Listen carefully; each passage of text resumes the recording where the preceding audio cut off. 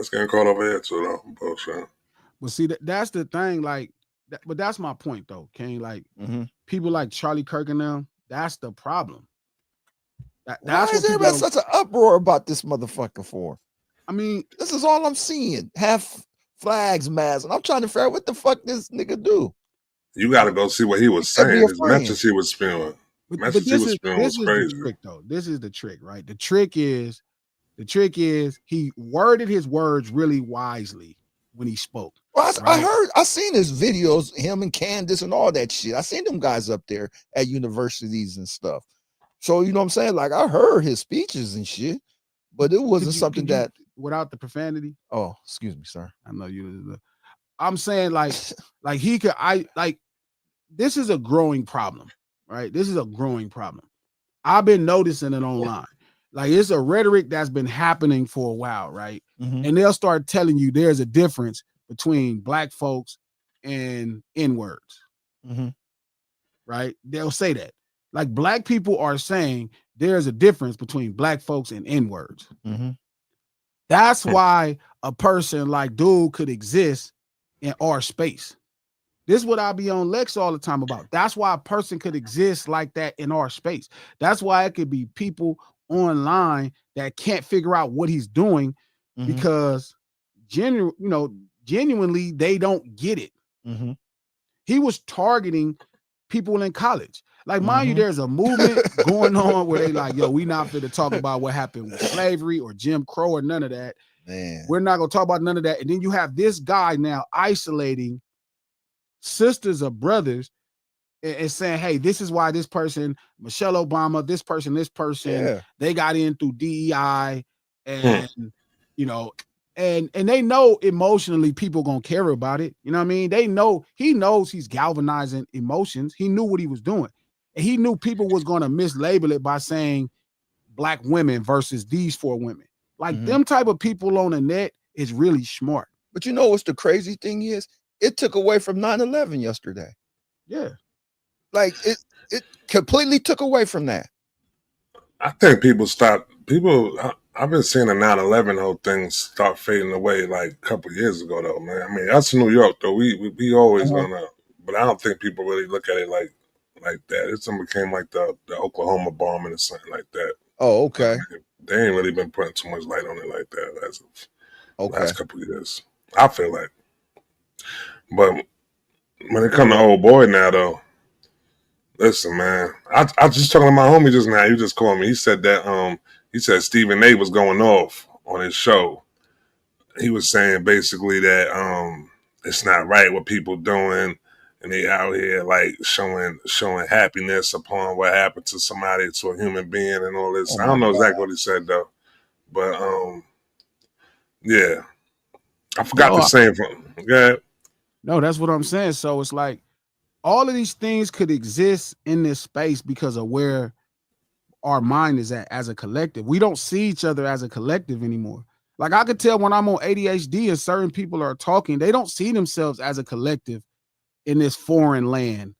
You know what I mean? They don't see themselves as a collective. Like that thinking is fading every day. So they see themselves as an individual. They don't see themselves as carrying the burden of a group of people. Like I notice all the time how so many of these people kind of weaponize crime as a conversation. Crime is so much related to, the proximity of poverty.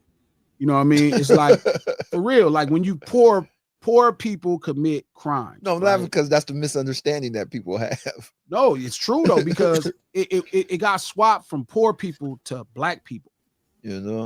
But you're not looking at 1 out of every 4 black people in America is a criminal.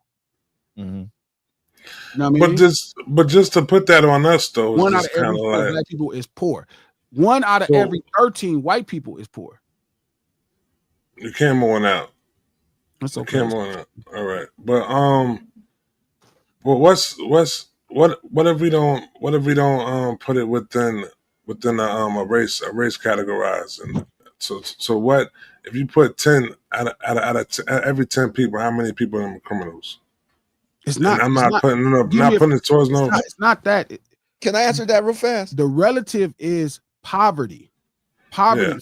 It's not 1 out of every 4. But see, I can't say that though too, because I feel like even the higher up people are criminals though too. That's how they reach their success. But that's not the point. I'm not saying that they're criminal. I'm telling you the things that we complain about, especially even within Black America, is rooted in the fact of poor people. Yeah, system. Yeah. I didn't mean to say 1 out of every 4 Black people are criminal. 1 out of 4 Black people are living below the poverty line. Okay. All right. I got you. You know what I'm saying? So it's like, that's what changes it. So when they say, like, if you walk to a store and it's 20 Black people, you know, you're more scared versus it's 20 white people, right? It's because 4 to 5 of those Black people could be poor and they could be looking for something different from you. You could look like an opportunity versus 1 out of those 20 people, you know, is poor if it's 20 white men. That's the concept. So it's like people like homie, you know what I mean? I just think he was really like, I watch how he did it, but again, it's the same thing with wearing a dress. You know what I mean? When you start to, they develop these really sound business models. So it's like they peel back a little bit. You know what I mean? They peel back just enough. You know what I mean? They peel back just enough to where it's good business. You know what I mean? Because if you really tell people what it is, like there's no great business in nuance. I guess that's what I should say. So I got what you're saying though, because it's like no matter what if you're doing, you got to figure out who your target audience is. Mm-hmm. Once you figure out who your target audience is, you know what I'm saying, you lean a little bit towards making sure that your target audience is attracted to you though, but at the same time not making it seem as if you're directing it strictly towards one group of people. You feel what I'm saying though? So when he was spitting what he was saying, like you said, he was being very, very cautious about what he was saying. He didn't want to go full-fledged white supremacist. Yes. He didn't want to go full-fledged that. He just went, he didn't even teeter on the line. He had 1 foot in and 1 foot out like that. You know what I'm saying? He was doing a hokey pokey on that shit right there. But it wasn't, I don't even think he did it 1 foot in, 1 out. He targeted specific. If you target specifics, then people don't, because now there's an individual thing happening in Black America. Like when I listen to Jay Will, they talk about it. They say stuff like that. They really don't see themselves as part of a collective. No, you gotta start distinguishing troll shit in that. The motherfuckers. You believe it's troll? I'm telling you, I know people like that. For them to even say some shit like that is like, I mean, I know what you're saying though.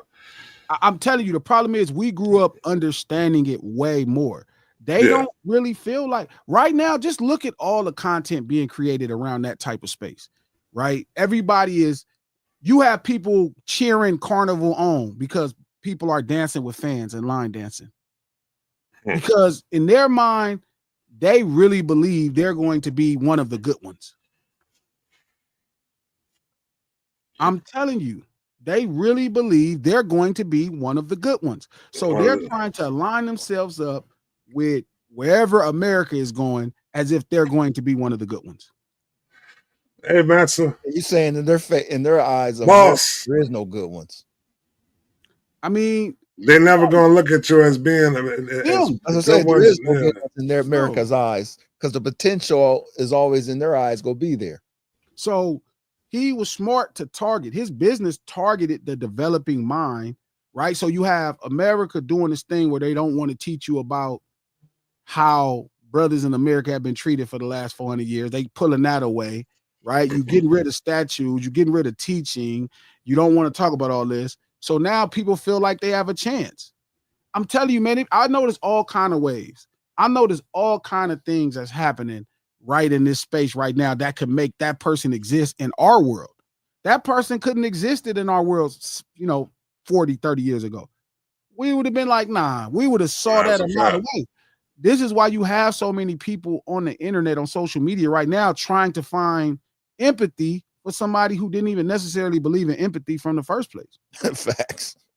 So again, it's a business there because I've been talking about it on the stream, bro. Like Black people right now have I know some Black people that have big, white people followings. You know what I mean? Big ones, because they're saying things like, oh, you know what? It's just y'all fault. Y'all need to get y'all shit together. You know what I'm saying? Like that is a big content creation space.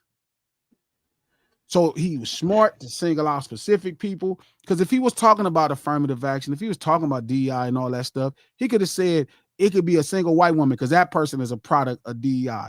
A single white gay male. There are so many different versions of DEI versus him targeting specifically black people every time. Mm-hmm. That's his highlight points. And I'm sure in his conversations he did sometimes, but it's no mistake that he knew that he was galvanizing people. And there's people that disconnected themselves from Black America every day. And I say also what he will do too is he knew what colleges he was going to that had that big group of affirmative action people. Because I seen him go to colleges where there was a big group of LBGTs and he went at them. So he would pick the colleges that had big diversity programs and things like that to go up into. So yeah, he was smart when you say it like that. He built a really, but I watched, it goes back to that podcast I just put out, content creation. Mm-hmm. There's a lot of people that is really smart with how they create content. They may not know a ton of stuff about the specific topic that they creating content in, the subject, but they're entertaining and discussing that subject.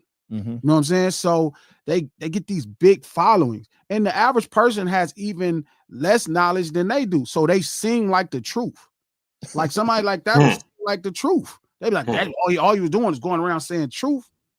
Because here's what they look at too, though. They look at because they think he's fearless standing up there telling the truth. You know what I'm saying? Like they kind of look at that as fearlessness. You know, look, he's up there speaking like this in front of anybody. That's how he get his followers. But again, it wouldn't be, like I always say, it wouldn't be fearless if there wasn't the threat, and the threat came true. That's the problem. Facts, right? If you say, and I see a lot of people feel like people ain't empathetic to what happened, but it's like, bro, we grow up in the world now. Not every Black person, but especially hip hop. Where I come from, he asking for it. You grow up in a world where you could be held accountable for the things you say. You don't just get the luxury to say what you want to say about people and freedom of speech. Nah, you could actually be held accountable for some of the stuff you saying about people. Freedom of speech ain't always free. I mean, it may not cost you no money, might cost you some blood. I ain't talking about money. I'm talking about other stuff. Cost his life. Life. Yeah. So like, I watch people do it all the time. I watch people adjust. You know, people in a real weird spot, man. Especially Black people in America, they're in a really weird spot. You know what I mean? Because you feel like nothing is wrong, but you can see something is wrong. Even like how they're weaponizing what happened to that lady on that train in North Carolina, the Ukrainian lady. And that story. What happened there? The brother stood up and stabbed her in the neck, and she died. And she passed away, and you know, it was sad. Like they arrested the dude, and you know, he's gonna go to jail for life. Mm-hmm. But you see that type of person or that type of content creator hopping up, trying to politicize it, and then making comparisons like, well, if that was a Black man or a Black woman, and it's like, no, but it goes into that whole white on Black crime and Black on Black crime. They get away from the act itself and start trying to politicize it to something else. The thing is, the reason you don't have to get up and actually do anything is because that person is in prison and he's gonna go. I mean, that person's in jail and he's gonna go to prison for the rest of his life. That's why you don't have to get up and say anything. The reason Black people in America were getting up is because you could unalive Emmett Till, right? And nobody would get in trouble for it. You could hurt old boy in Minnesota and what's his name? George Floyd, and nobody could get arrested. You could see a video camera of 5 men beating Rodney King ass in a circle and nobody get arrested for it. That is the outrage. The outrage ain't the crime itself. The outrage is nobody's ever held accountable or fighting justice because of it. Justice is not working for us. That's where the outrage comes from. The outrage ain't the crime itself. It's what happens after. So it wouldn't need that type of outrage because that dude is going to prison for the rest of his life. Oh, I see what you're saying. What are you protesting for? Like, and I saw Elon say the same thing. And I'm like, what would you protest for? Like, you don't need to protest about how nothing happened. That's the point of justice. We're protesting because there's no justice happening. That's what we're protesting about. There is no justice. People are not getting arrested until we start to scream and shout. Then somebody gets arrested. So it's these really false comparatives. White on black crime is rooted in a crime that a white person commits against a black person, but never is held accountable. That's what white on black crime is. White on black crime is not white people committing a crime against black people. It's when white people commit a crime on black people and then they're not held accountable. Historically in America. That's the crime. That's what white on black crime is. That's what that reference point is. Black on black crime could never be a true comparative because if you do something to a black person in America and they catch you, you going to prison. It's different. You can't justify yourself out of it. You know what I mean? So again, it's like these are a lot of false comparatives that just keep happening. You know what I mean? That's what we're arguing about. We're not arguing because the thing happened. We're mad because what are you going to do about the thing happening? We live in a place that you guys are supposed to do something when this type of thing happened, and nothing is happening. Rodney King, them dudes didn't get arrested when they whipped Rodney King in a circle. They didn't get arrested immediately. Was it after the riots happened? That's when they got arrested, or they got arrested before? Big thing. No, the riots happened after they got off. That's a fact. Time for them to get arrested. Yeah, it did. And then when they fought the case, they end up beating the case. The riots happened because there was no justice. It wasn't because Rodney got whooped in a circle. Nobody did nothing.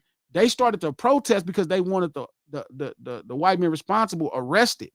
That's the protest. If they would have been arrested the same day, there wouldn't have been no protest. Let me ask you a question. Do you think riots would have happened if OJ would have got found guilty? Yeah, I do. That's actually an interesting question, Trav. I do. They thought so. I think so. You think so? Yeah. But I got a question.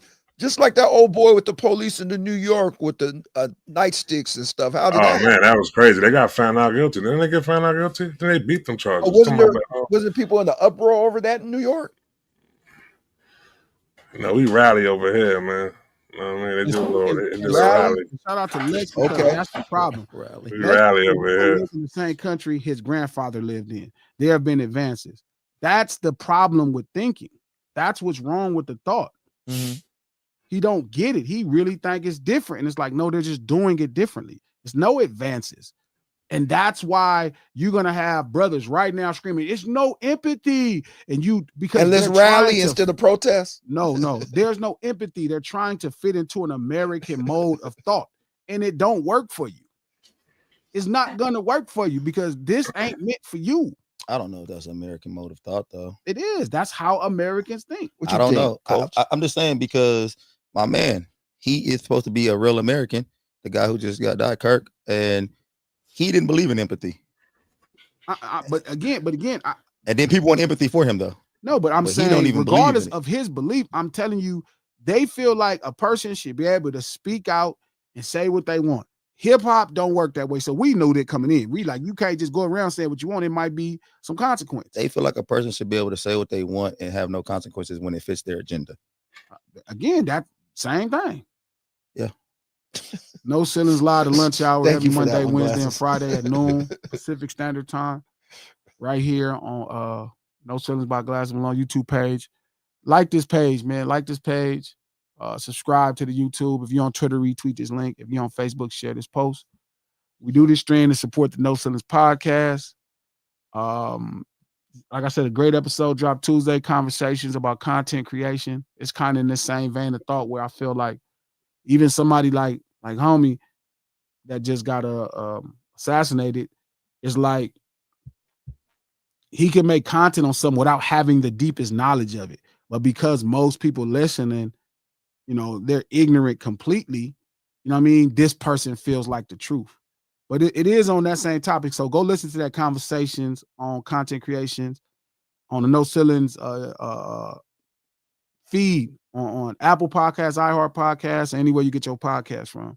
The No Ceilings podcast, executive produced by Charlamagne the God, the Black Effect Podcast Network, iHeart, and we go get this thing cracking. Who you got this weekend, Coach? And how? Yeah.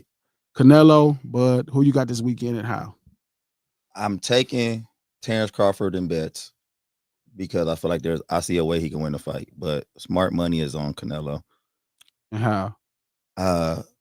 Canelo can win anyway. Like he could stop him, he could beat him, he could take him to the distance, beat him unanimous decision. He can beat him always. Terrence Crawford could only probably take him the distance and win by unanimous decision. He can't stop Canelo. We've seen Canelo just be up against too much firepower and just not get hurt. But like I said, I'm taking anybody bet who want to take Canelo. I already got you. But I got Terrence Crawford by decision. I feel like he's gonna punch through. I think he's gonna punch inside of Canelo's hooks. I think that's the way he's gonna do it. He's gonna punch inside of Canelo's hooks. He's gonna work in there. He's gonna move just enough to make it a little difficult for Canelo to hit him and hurt. And if he can do that, he's gonna win the fight by decision. Probably about 8-4, 8 rounds to 4. Trap, Bud, Canelo. So I heard, you know what I'm saying, I've heard that your man Bud shoulders messed up. I was going with Bud all the way, but once these little crumbs start, his shoulders messed up, then he comes back said his shoulders not messed up and all that right there. I'm not with losing no money, so I'm going with Canelo on this one right here. I'm switching. I'm switching jersey. I handed my jersey in. Yeah, but man, once those shit start coming out like that, and then you're gonna hear at the end of the fight, yeah, I did hurt mine, but I didn't want to use it as an excuse or nothing like that. Yeah, I'm going with Canelo, knocking him out. What round?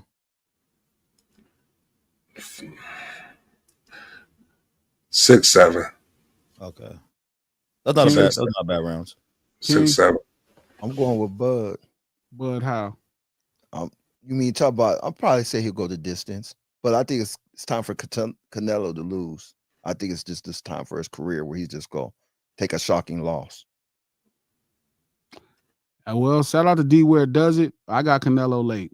I think Bomac gonna have to stop it. Do you think Bomac gonna stop it? Yeah, ain't got no They choice. don't stop it. Late, somewhere between 9 and 12. You don't think it'll go the distance? Nah. If it goes the distance, you think Canelo will have it. If it go the distance, it's up in the air. Okay. But I think I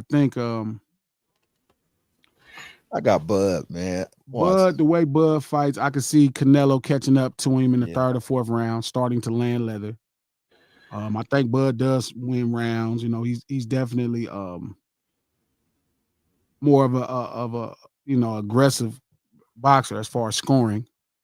But you act like Terrence ain't smart. Both of them are smart. I don't think neither one of them have an IQ issue over each other. I think they both probably got the same IQ. I think Bud enjoys athleticism, and I think Canelo enjoys probably like develop power for having that muscle for a longer time. Yeah, like stronger. So do you think Terrence gets the early rounds? If he does, when he does win rounds in your mind, it's gonna be the earlier rounds? Yeah, I think like easy, like I could see him winning some rounds, but Bud also is not a fast starter. And that's what I was gonna say. He's also not a fast. You know what I mean? Do you think he changes it up in this fight because he knows he have to get some earlier rounds?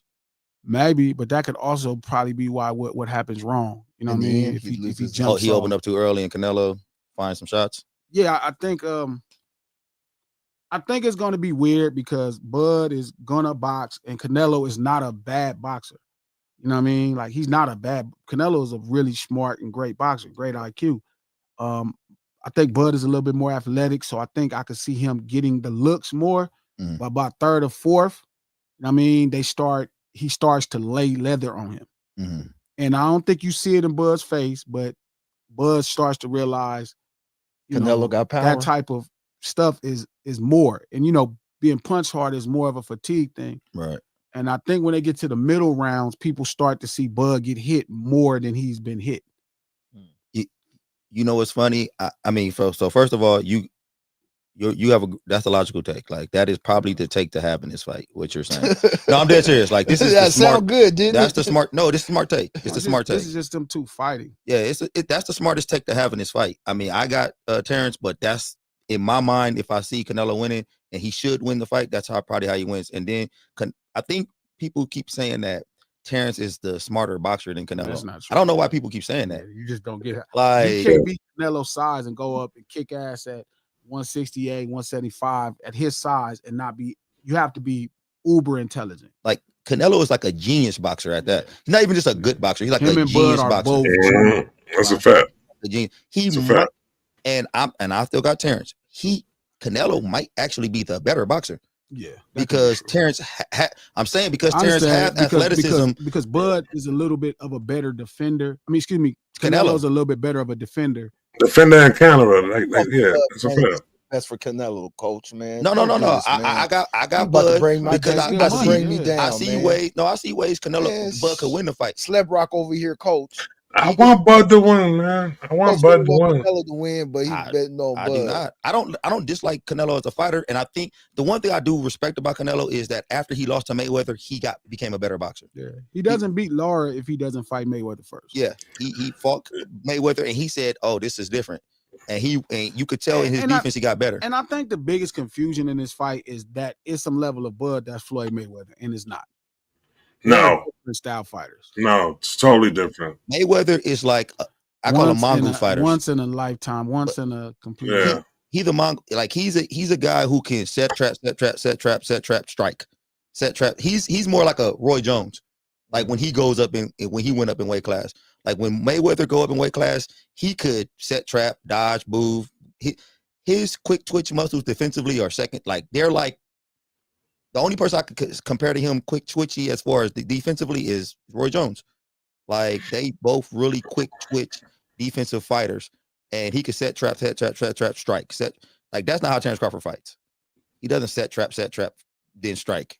He is a mean boxer. Shout out to Gymnastic Dad who makes that point. Statistically, Bud gets hit more than Canelo. Bud is moving up 3 weight classes from 147, where most of his fights were, one at 154 to 168.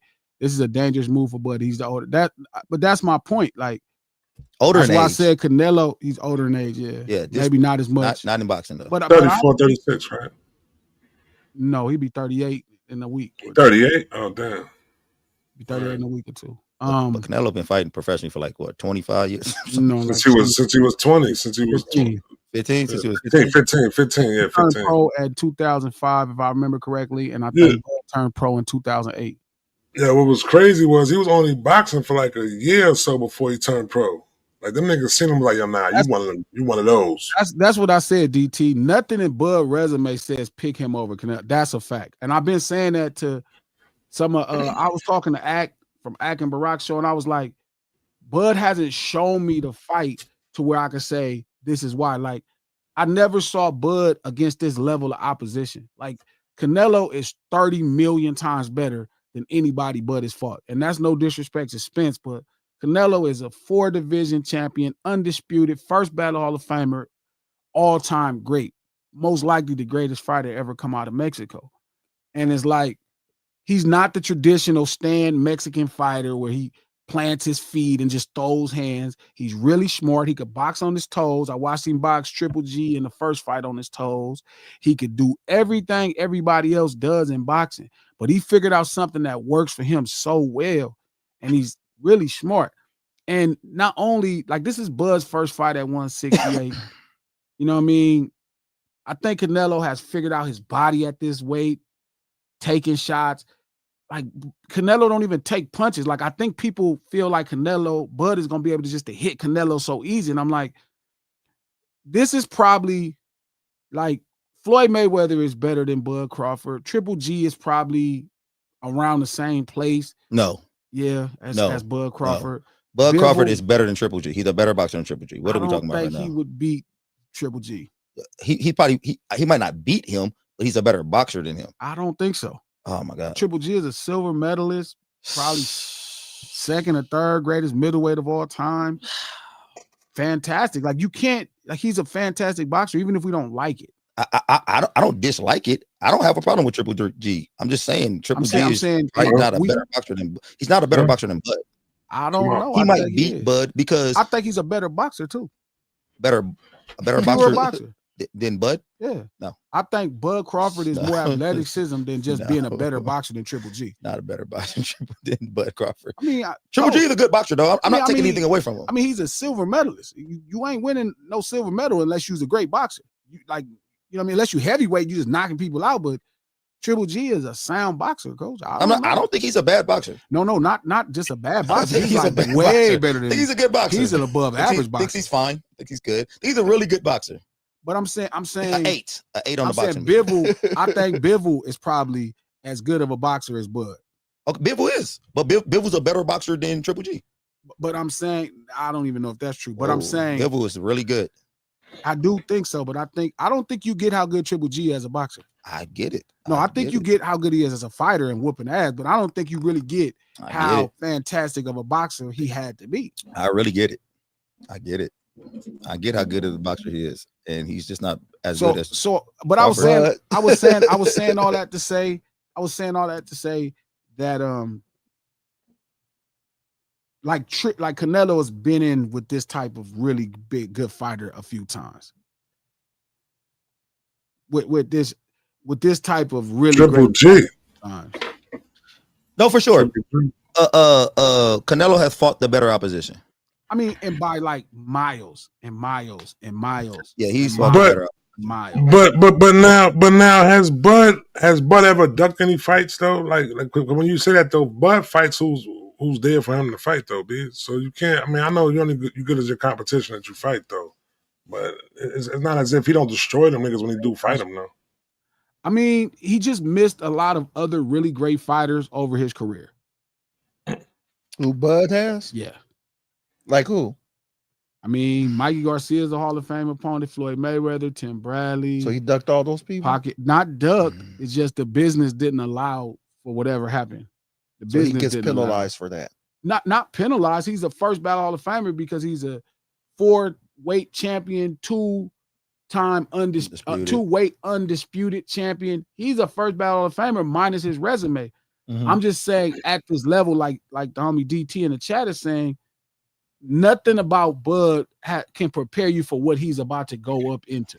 Like it has to work. We're gonna see a version of Bud we never saw. Like the version of Bud that's been in fights right now is not the version of Bud that could beat Canelo Alvarez. I'm like you now, of course. I'm gonna take all bets. Because I'm saying he's convincing me to take all. I'm gonna tell you, but see, people don't like. They don't see how Bud can win the fight. Like, how do you? Me. I want to ask Glasses. How can you see a path to where Bud can win the fight? Yeah, he just got to box. You got to stay on his toes. But you said Canelo's a better boxer. But athleticism, you know what I mean? His ability to scatter around the ring, take some shots, you know what I mean? Move. And I still think that's a lot because the problem is Canelo is going to catch up to him. Bud does have a history of getting punched. Canelo is really good at hitting people. You know what I mean? Like he's pretty accurate. So I would imagine those two things are going to go together. I want to see the key word in this battle is going to be power. I kind of want to see, because I don't think Crawford going to be able to really hurt Canelo, but I also want to see how bad Canelo is going to hurt Crawford. Like, can Crawford stand tall against some of this power that he about to? Because this is about to be different. I think Bud going to hit. I think Bud going to hit though. I think Bud going to hit. What they fight at 168? Yeah. Without no weight drain, different. Without no nothing. It's about to be different, bro. Like this power. Like I'm telling you, people think that going G-Stacks. Up in weight is. We're gonna talk about that G-Stacks. I saw that. It's easy. Going up in weight is not easy. It's a difference up there. But that's his natural weight, though. Then how is that really different then, right there? Devin Haney's natural weight is 175 pounds, 180 pounds. Roy Jones' weight. Yeah, all of them dudes are big, but that's different when you've been training and fighting at this weight. Dude, it's a difference, Trap. Like when you start going up in weight and you start feeling, you're not feeling that type of power when you train and get in the ring with these other smaller guys. That's a real different power that you about to feel. 168 too. He going up weight classes. He ain't just 160 like he should have. And it's not like when he first started where he was at 135 and then he went up to 147. Like this, he would have to be okay, Trav. It's the equivalent of Roy Jones going up to beat Evander Holyfield for the heavyweight title. How about that? That'd have been for the heavyweight title because see, the Evander Holyfield was one person to use because he wasn't never really a heavyweight like that though. Who wasn't? Evander Holyfield wasn't a natural heavyweight. Evander Holyfield is a 2 or 3 time undisputed But heavyweight. he's not a natural heavyweight though, B. He's more like a Canelo cruiserweight. not a natural 160. Light heavyweight, matter of fact. No, he's in cruiserweight. That's what Evander really was though. Evander really was. No, Evander was a cruiserweight that goes up, dominates the heavyweight division to some degree. Yeah. But imagine Roy Jones not fighting Ruiz, but fighting Mike Tyson, because him and Mike Tyson are the same height. They the same size, probably walk around. But it's different when somebody been fighting at heavyweight or fighting an Evander Holyfield guy that's been 200 pounds and now he's been heavyweight 220, 230, and y'all could be close to the same height. You know what I mean? But one guy is used to a different level of power wrestling. They're just accustomed to it all the time. So, like I said, real quick. Like I said, I would have went with Bud. I was going with Bud. Once this shit started going within the whole shoulder messed up shit started getting flinging around, I don't want nah. Canelo got it. It's already written out for Canelo. That's what I'm going with right there. But I thought Bud would have took him 12 and would have won the fight by taking him 12. I got Canelo would have won. Huh?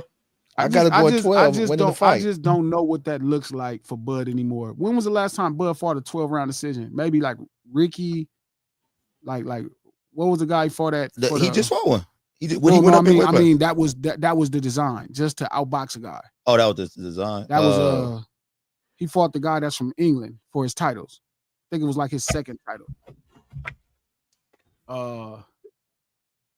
What's his name? I can't think of his name, but he fought that guy, and the goal was to fight 12 rounds, and he did a good job. I mean, but that's not how he normally fights. Okay, so after you give your breakdown of the fight, and it sounds like a real uphill battle for my boy Crawford. Sure, yeah. And it's for sure uphill battle. Why in the hell are you not giving me 2-1? Because Vegas. I told you 3-1 from the jump. Yeah, that's what I'm saying. Like, I swear that. Trav, you going 3-1? I swear, me and G had. I told him should have gave him that. He should have gave him that. He should have gave him that. He gave me 2-1. Should have gave him that. Yeah. You know, it's a 2-1 bet for me. No. You just gave. That's why I let you sit back and let you. Hey, you gave a great case on why so Canelo I get should win this fight. I get the odds. I should get 2-1, right? No. You want to bet me? Yeah, I say you want to bet me? Yeah. You want? I'm going with Canelo.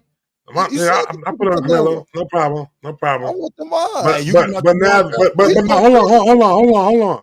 But if Canelo knock him out, I go with Canelo. I'll give you 2-1 if what's name win. But if Canelo knock him out, you give me 3-1. That's you giving out them G bets, huh? Yeah, stop it. You don't give G gonna give us that. That's a good bet. That's a good bet. It's perfect. That is the real breakdown. That is how this fight is probably gonna go. Trap. And he knows he should be giving out 2-1. 160. They fight at 168. Crawford got hurt by Gamboa. You said the shoulders hurt. Gamboa. Come on, Gamboa. Like a featherweight or something like that. I thought about that. You want to go with him? Maybe he was sucking down in weight, and you know how that make you unsteady. Oh, when you lose weight, maybe. Who's the last person that hurt Canelo? I think it was. I know Triple G heard him. I didn't remember Triple G heard him. But Triple G heard him. Jose Cotto is the first. Jose Cotto hurt him. Jose Cotto is the only time I seen him visibly hurt. And Jose Cotto. Okay. Tell him Trap. But that's like the last time though. I don't know if that. My man, check Hendo's in the super chat in. He said Bud got knocked down before. He said what's name never got knocked down. Knocked him down. The man with too many vowels. Yeah, Bud's been knocked down before. Bud's been hurt a couple. Has been hurt a couple of times. Now, see, that's going to be the problem in this fight. Is he going to be able to withstand the power that's about to come his way? And how is he going to see these punches from Canelo? Triple G is Canelo a different dude. He's a really good. His defense is probably one of the most underrated defenses I've ever saw. I believe that. You know what I mean? Like he rolls with every shot. Mm-hmm. Like, he tough. He's really, really way better than we give him credit for. Canelo is, honestly. Hey, I'm gonna say this. You're not gonna like it. He don't disagree with it for sure. But Canelo, his defense is probably better than his offense. Canelo's offense is very basic. and Bud is gonna see this shit coming a mile away. That's what I'm banking on. Bud gonna see everything that Canelo's gonna throw, and Bud is gonna be able to hit him through the punches and win rounds. Because Canelo's, if you look at his shots, they are so 1-2, and that's why that dude could run away from him for the whole fight. The last guy he fought against, like it was nothing. He didn't cut the ring off. These punches are nothing spectacular. They hook up top, chop down, up top. I mean, he fight like a. That's the one thing he hasn't changed in his for years and years and years. He still fight like the kind of the basic Mexican fighter. Nah, he don't fight like the best. I'm saying offensively, defensely, no, he got a little. Better. He's way better than the decent Mexican fighter. I don't know, man. Like, what's the difference between him and Chavez? Chavez throw every punch all the time. What do Canelo do? He don't really throw a lot of punches like that. He throws the same punch though, and it's like he throw a couple different punches. What's underrated about his offense? I'm not disagreeing with you. I do think his defense is the lead to his offense. I do think he's a better defensive fighter than offensive fighter, but I don't think it's because he lacks in offense. I think offensively, like his feints are underrated. Like that nigga does a thing where he shoots a punch up and people think it's something coming down, and it's a hook or it's an uppercut with the left hand.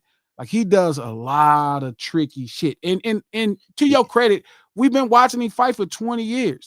So yeah, we could all see it. But Canelo is probably one of those perfect examples of a fighter where outside it looks totally different than inside the ring. Who's the last person Canelo stopped?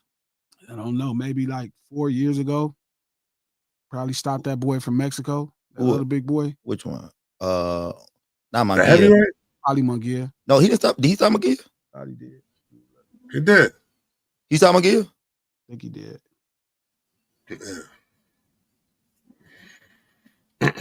Well, it froze. No, I'm just. I think he said he was checking. He was checking to see if he stopped Munguia. What about that boy from Yo Way Trap? That Puerto Rican dude. Oh, Berlanga. Yeah, did he stop Berlanga? No, he didn't stop Munguia. His last stoppage was Caleb Plant. 4 years ago. Caleb. Oh man, but come on, man. I mean, I like and I have a great deal of respect for Caleb Plant. I think that boy was. I think Caleb Plant is a really good boxer, but I think he was out of his depth in that fight. Yeah, but I think so. Why would you? That's why it could be relatable to Bud, because Bud is almost kind of the same type of fighter as Caleb Plant. No, the hell you ain't doing that. I mean, if you take, I know you're not saying that, Coach. Shit. He just said, I know we're not calling Bud Crawford Caleb Plant. You know what I'm saying they don't fight that different. Whoa, that is very interesting that you would say that. They don't fight that different. That is confusing. I think Bud is just a little bit more of a fire sale. You know what I mean? He way more fired up, but they markedly. You think Caleb Plant and so what? I don't know about what that. kind of action we got going on, Ken? Fight on his toes? No, but Caleb Plant will. See, that's the difference between Caleb Plant think he the white Mayweather. That's where he be feeling at. So is Bud gonna stop and stand right in front of, like, is he gonna plant his feet? Here and there. Because you know that's in Bud. Bud is gonna do that. So what's gonna happen when he plants his feet? He gonna find shots inside the shots. Well, he leads. Canelo is a counterpuncher. He's gonna find shots inside the shots. And he gonna lead, he gonna a counter to the body. So Canelo, who's one of the best counter punchers in boxing, is going to be countered all night while somebody else is leading. Okay, that's another thing. We got to go with the times, G. Canelo used to be one of the best counter boxers. You know who's the best counter puncher in boxing right now? Who? Terrence. I mean, I think you also talk about somebody he didn't look that he kept getting hit with the same punch in his last fight. He did. I'm not gonna lie. He didn't look like he got hit with the counter puncher all night, bro. I said, God damn, Terrence. I'm not saying Caleb Plant is Bud Crawford. I'm telling you, their styles are the same. They're boxer punchers. They're not similar at all. They are. Caleb Plant is not a boxer puncher. He's a boxer. No, Caleb Plant is closer to what's that boy I talk about sometimes being a real good boxer? I think he's not, but he's what's not. What's his name? Who? Tommy Malignaggi. He's closer to Tommy. No, he don't. I mean, is it Paulie Malignaggi? No, he's actually trying to stop shit. What the who? Caleb actually stopped the last fight he won. He stopped somebody. So number one, Caleb Plant. I think we're conflating somebody that don't have natural power as if Malignaggi is not trying to knock you out. He's trying to win 12. Malignaggi is just like Caleb Plant. He will stand on shit. Malignaggi will stand on shit. Like he will stand on it. He just can't hurt you. That's how Caleb Plant is. Yeah, but I think you're conflating fighters who try to win 12 rounds versus guys who actually really trying to hurt you. Caleb Plant ain't trying. So number one, Caleb Plant just started trying to stand on punches. If you watch his career through it, he just started trying to stand on punches a little bit. I'm saying he stopped Darrell and he stopped that man that looked like a Nazi. Nigga, if you stop 2 people in 30 fights, I mean, how many stoppages Caleb Plant got? Not that many. Okay. But I'm saying, but I think that's because he don't have the power. Not so much he's trying to win 12-round boxing matches. He obviously has the power because he stopped Darrell and he stopped the Nazi. No, I think now he's getting more training. Remember, he moved over to he wouldn't move over to bread. That's my point. But I just said he just started standing on punches. But I'm saying he's never tried to win fight. He's not Pernell Whitaker. He's not trying to just outbox you. He thought he was Pernell Whitaker at the beginning of his career. This was the knock on him. He thought he was the white Pernell, the white Mayweather. He was shoulder rolling. He was in the Philly shell a lot. And this is how he was trying to win fights. And he was trying to pick shots. That's how he was fighting. The irony is this fight is probably going to play out just like Canelo versus Caleb Plant. But it's not going to be. That's what you're saying right now? It's not going to be because he's fighting like Caleb Plant. Did that go the distance? That's how you going to fight. It's going to be because of the size differential. That's what it's going to be. I bet you he's just going to drain him, wear him down, body punch. But what did you think he did to Caleb Plant? I'm saying he did the same thing to Caleb Plant, but Caleb Plant is not going to be fighting the same way. You can still use the same game plan against a person who's not fighting the same. Like, what is he going to do different? He's the bigger man. He's going to go in there and try to wear him down. Caleb Plant is countering Canelo all night in that fight. Mm-hmm. He's taking these shots on the shoulders. You remember how he was taking them shots and turning into the shot? Yes. Boom. Same thing we was doing last time. Boom. Yes. He's countering Canelo. Canelo just rolling a little bit more with the shot. I think that fight is just how this fight looks. Don't get me wrong. I think there's going to be moments where Bud try to stand on the shots, but I think if the day he starts to stand on the shots, he's in with a really, by far, the best counter punches he's fought in boxing. Let me ask you a question. When's the last time you seen Bud pot shot? This is Caleb. Caleb Plant is a pot shotter. Bud is going to counter with 2 or 3 punches. They're not going to come pop, pop, pop, pop. It's going to come straight hook. It's not going to be 1 or 2. I'm telling you, that's where he's going to try to win this fight at. He's going to win. So you think he's going to throw 3 or 4 punches at Canelo Alvarez? Yes. Why the fuck not? Okay. What? Wait a minute. What is Canelo to you? Who is he to you? I don't know. A really good counter puncher. He is a really good counter puncher, and he don't fight like Bivol. Like Bud don't fight like Bivol. He's not gonna be able to throw 3 or 4 punches in no world at Canelo over and over in that fight, and Canelo ain't gonna catch him with a counter. Okay. So you know what really hurts Canelo more than and we know he got one of the best chins in boxing history. I think that's another thing that's underrated about Canelo. Some people got to talk about his chin a lot more. That boy can take a punch. But the thing that really fucks Canelo up is clean, effective punching. Like that's what Mayweather did. It's not about the power with Canelo all the time. Bivol hit him clean, straight punches, and Crawford's going to hit him clean in that fight multiple times. I'm not saying he could. I'm not saying he could. You don't think he'll hit him clean? I don't think he'll hit him clean the way you think. I think the way Bivol was able. I think Bivol was able to do it with a different level of size, and Bivol was a great boxer. Fact. I think Bud don't enjoy those size advantages. You are right. I don't know if he's just gonna be landing clean. Canelo don't lead in action a lot, so he's not gonna be able to just. And if you try to put together 3 and 4 punch combinations against Canelo Alvarez, who's probably one of the best counter punchers in boxing, you're probably gonna get hit. It's like putting together 3 or 4 punch combinations against Bud Crawford, you're probably gonna get hit. Or trying to put together 3 or 4 punch combinations against Tank, you're probably gonna get hit. You are going to be surprised how many 2 and 3 punches combinations Bud throw in this fight. Because he has the speed. He got to use his advantages. He has the speed advantage. I don't even know if you have a speed advantage. Here we go. What are we talking about? Here we go. I don't think Bud is as fast as you think Canelo is faster than. No, that's not what I said. I said I don't think. I think Bud is more fluid than just hella quick. I agree. I agree with you there.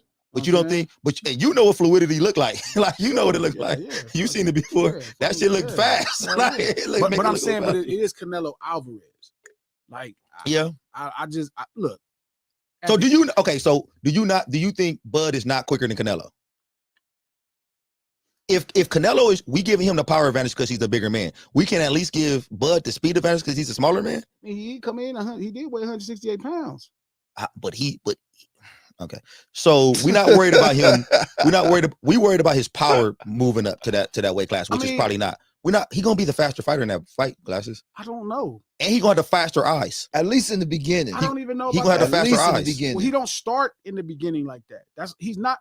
Look, I think people keep looking at Bud I think there's something to look at with Bud Crawford throughout his career. And then I think there's a conflation because he's a black man and you think you're seeing Floyd. I don't care what nobody says. No, he's not Floyd. But Canelo Alvarez, there's only one fighter in history that could do what he did to Canelo Alvarez. There's actually only been one fighter in history to do it. Even the way Bivol did it didn't look like the way Floyd did it. It's just different. And that's because Floyd is unbelievably defensively responsible. But how much better you think Canelo is from when he fought Floyd to where he at now, though? I think he's a lot better. Yeah. I think he's a lot better. But any version of Floyd beats the shit out of Bud Crawford. It's just too smart. I don't know about that. He said beat the shit. Yeah, he beats Not the just beat shit him. out of Bud. I don't know about that. I don't know if he beats the shit out of Bud. He beats Bud ass bad. And I don't know about that. Floyd Mayweather is the best boxer of all time to me. So you think He's not my favorite boxer, but he's the best. Is Canelo at his peak right now? No. And that's another thing we got to stop. Yeah, that's what I'm saying. Is he at his peak? No, right he's not now? at his peak. Like, Neither one of them at their You think, peak. hold on, you think he didn't reach his peak yet, or you think he passed his peak? He's past his he's prime. He on the past down his peak. end. That's why I'm taking Bud. Both of them are though. But Canelo, Nah. Trap. If Canelo wasn't on the down end of his prime, he would have stopped the last guy. He would have cut that ring off and stopped that man. Instead, Not the way that man was on a bike, B. That man no, was on a old motherfucking Canelo 10 would have speed. stopped that boy down and cut that ring off. He too old to cut the ring off now. That boy Yeah, didn't but even is want to give Bud- the effort to but cut that Bud- ring off. But Bud don't fight like that. No, he's not. You're right. He's not gonna fight like that. And so if you standing across Canelo, probably still one of the best 5 or 6 counter punchers in boxing today, he's gonna hit you. That switch up might fuck Canelo up, though.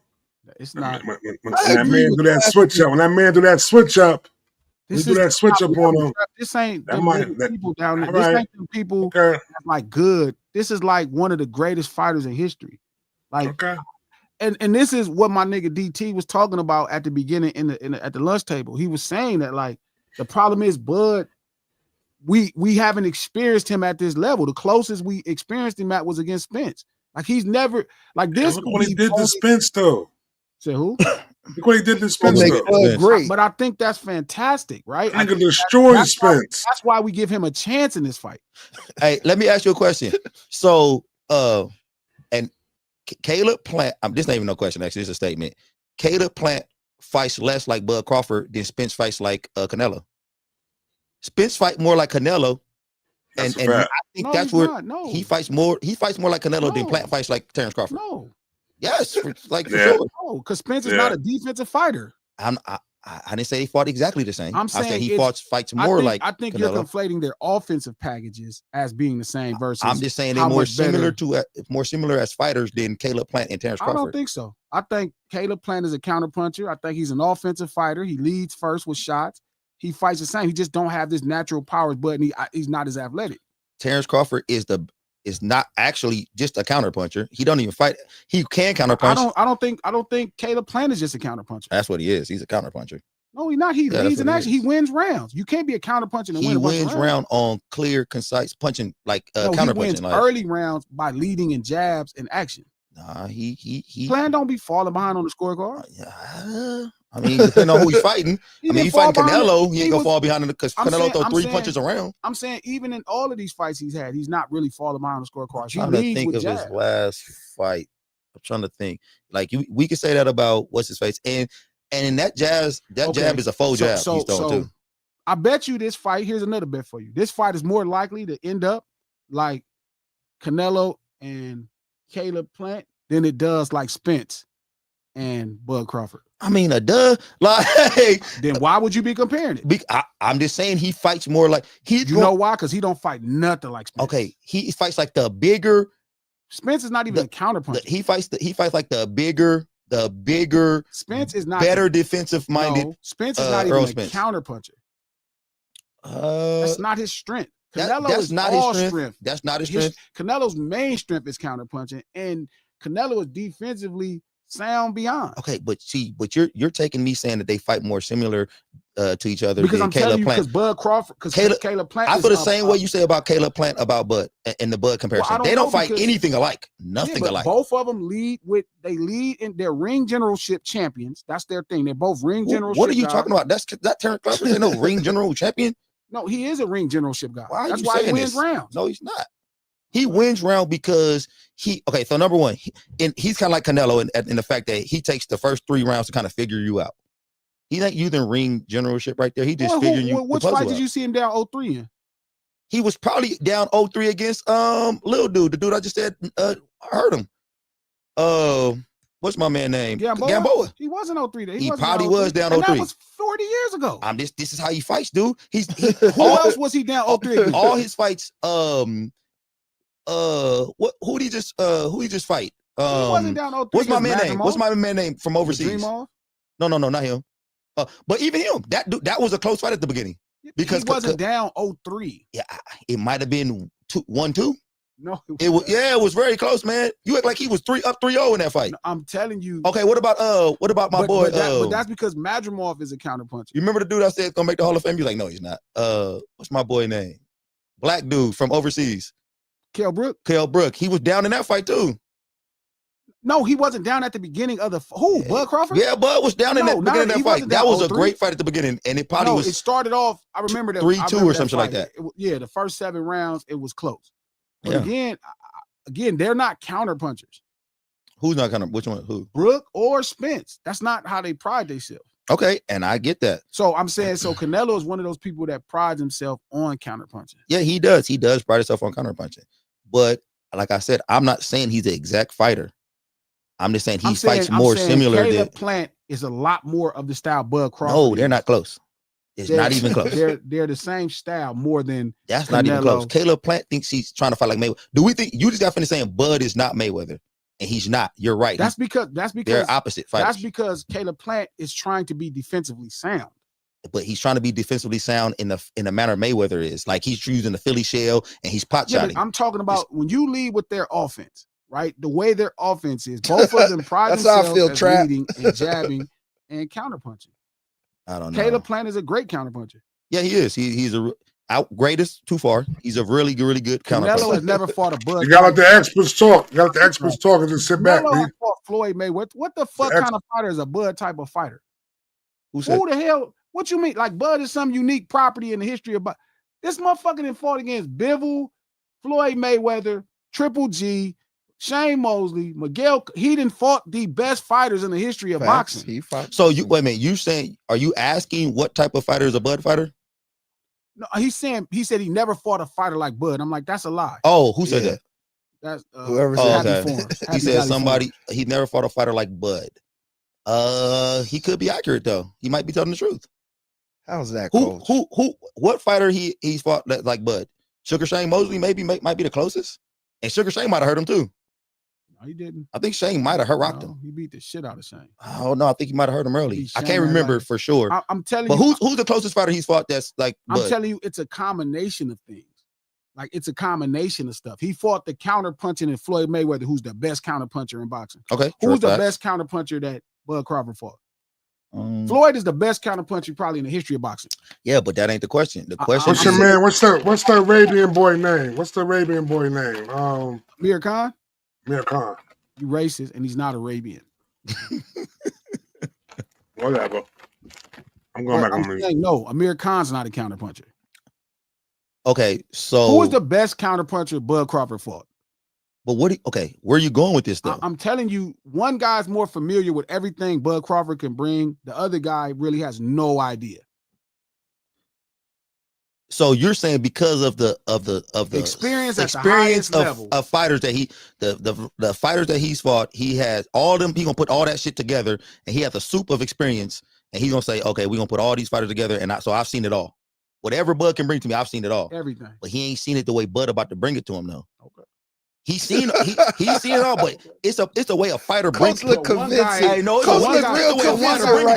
guy never seen. Hey, what did Mike Tyson say? Everybody got a plan until they get shocked in the mouth. Like So the one guy never seen none of this shit.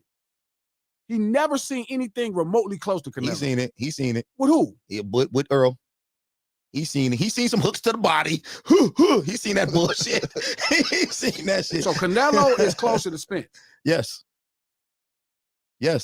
That's what I'm trying to tell you right now. I'm gonna make you eat this in a different way.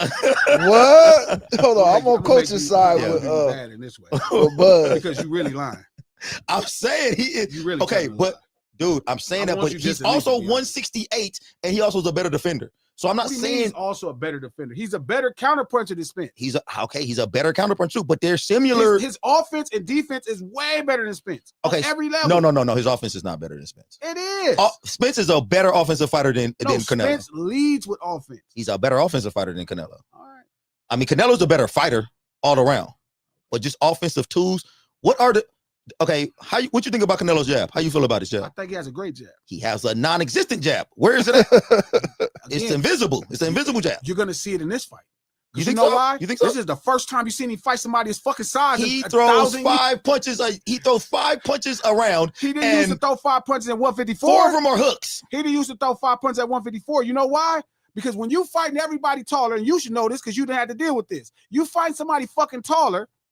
It's different when they at a high level and you trying to use a fucking jab against their big old ass. Okay, so you thought his jab worked wonders against Floyd. You love that jab against Floyd, huh? It's Floyd Mayweather. Yeah, the best but he was also small, nigga. So he was throwing jabs at Floyd. He didn't want to throw one to check to see if it could work. He was throwing jabs. Maybe I should throw one to see if it could work. Jabs at Floyd. You know what Floyd did? Do like 7. You know what Floyd did? What'd he do? Counter over the jabs. He laughed at it. He said, no. He started punching him over the jabs. You know what happened? He stopped throwing jabs. You know what Floyd did when he threw a jab? He looked confused because this wasn't in the game plan. He said, "This nigga throws jabs?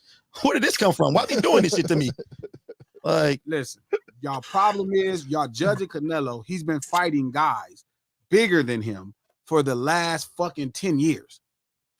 I'm telling you, mark my word. Mark my word. He's not going to throw more than 17 jabs in no round. Round. I don't think he threw 17 jabs in his last fight, but he ain't throw 17 jabs in his life. I bet you he gonna throw more than 17 jabs tomorrow. In a round? Total.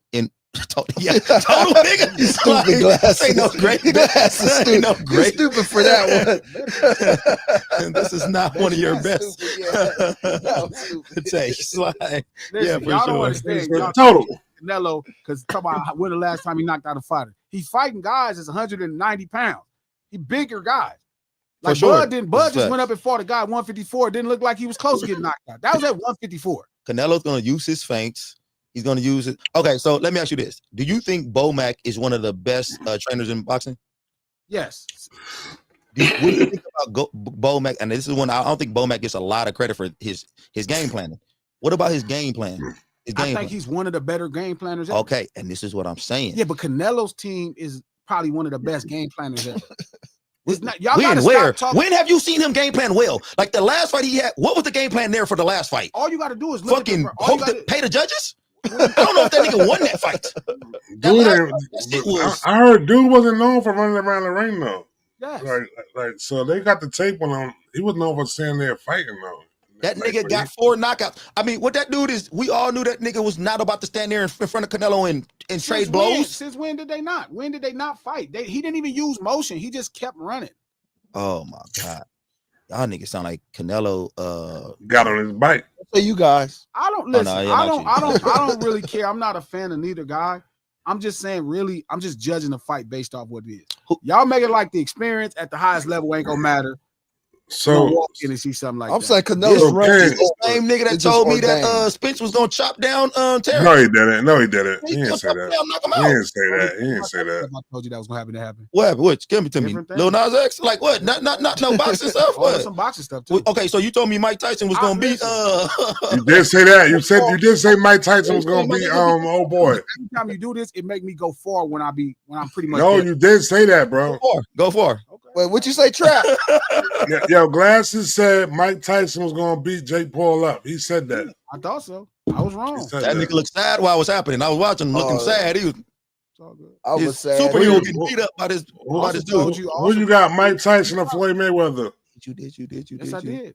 Shit, man. Come on, dude. I also said Rose could beat Tank. I also told you Rolly could beat Ryan. Okay, no. The Rolly could beat Ryan was a good one. I told you Ryan was gonna probably be too much for Devin. I didn't pick him. I said he's gonna hit him all night. Okay. Those two was good. I'm gonna give you those two for sure.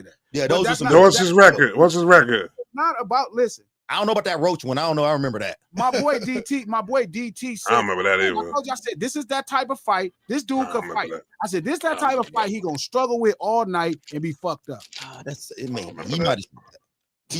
I'm saying I can't remember for sure, but he definitely had Devin Haney against Garcia against Haney. Yeah. He definitely and called I had that. Motherfucking the Forrest Gump against Ryan Garcia. Remember, I kept telling you, I'm like, man, this dude stand right in front of you. The people that he struggled against, Forrest Gump struggled against people that are technically good. So the Rolly against Tank was his best call he in boxing. He gave me. That was a good one because I actually thought Tank was gonna knock Rolly out. When he called that, I was like, that was a not good Tank one. and Rolly. Yeah, it can't be that one. It wasn't. Wait, Rolly just fought Garcia. Yeah, Rolly and Garcia. It was Rolly and Garcia. I'm not saying Bud can't win the fight. Rolly and Garcia. That's Revenge. I'm not saying Bud can't win the fight, bro. I'm just saying he's gonna have to box from the outside way more than he has in a very long time. You ain't got no getting punched. You ain't got no takes like my man Teddy. The version of Bud that we've seen this whole time is not going to be the version that could show up and beat Canelo. Okay, let me ask you this question, Glasses, and you, Coach, and Trap too. But so if Canelo loses this fight, would this be like his worst defeat, or would it be like, oh, Bud was a good boxer? This would be his worst defeat. It would be his worst defeat. If he lose this fight, that'll be his worst loss he had. I don't think so. I don't think so. Floyd was picked over him. Bivol was an underdog in that fight, I think. Or no, maybe wasn't. So this would be his worst. You could understand how he would lose to Bivol and Floyd, though. Yeah. Like that. I don't understand. And this fight. Yes, you can. And this fight is really close, bro. Like Vegas had it like 160 or 170. So I feel I think something, but again, I think both of them boys is on that work. And it's gonna be what it's gonna be. Yeah. Huh? Yeah. Yeah, I think so. But I'm saying I think when it comes down to it, it's gonna be a problem, dog. I don't think that version of Bud could show up and stand. He stood in front of Spence. So what's gonna happen? What's gonna happen when they meet in the center of the ring and they shoulder up and Bud push him off like he did Spence? What you gonna think as soon as he bump him off, bump Canelo off like he did Spence? You're gonna be like, oh shit. The worst thing in the world that happened to a Bud Crawford fan is what happened in that Spence fight. Because now you done got completely delusional across the whole landscape of boxing. And I'm not mad because that Spence win was incredible and deserves to be gloated for every Bud Crawford fan ever. That was the most one-sided ass whooping I ever seen at that level. But let me ask you though, right? So what's the reason from two boxing experts though right now? What's the reason why we ain't seen Spence since then though?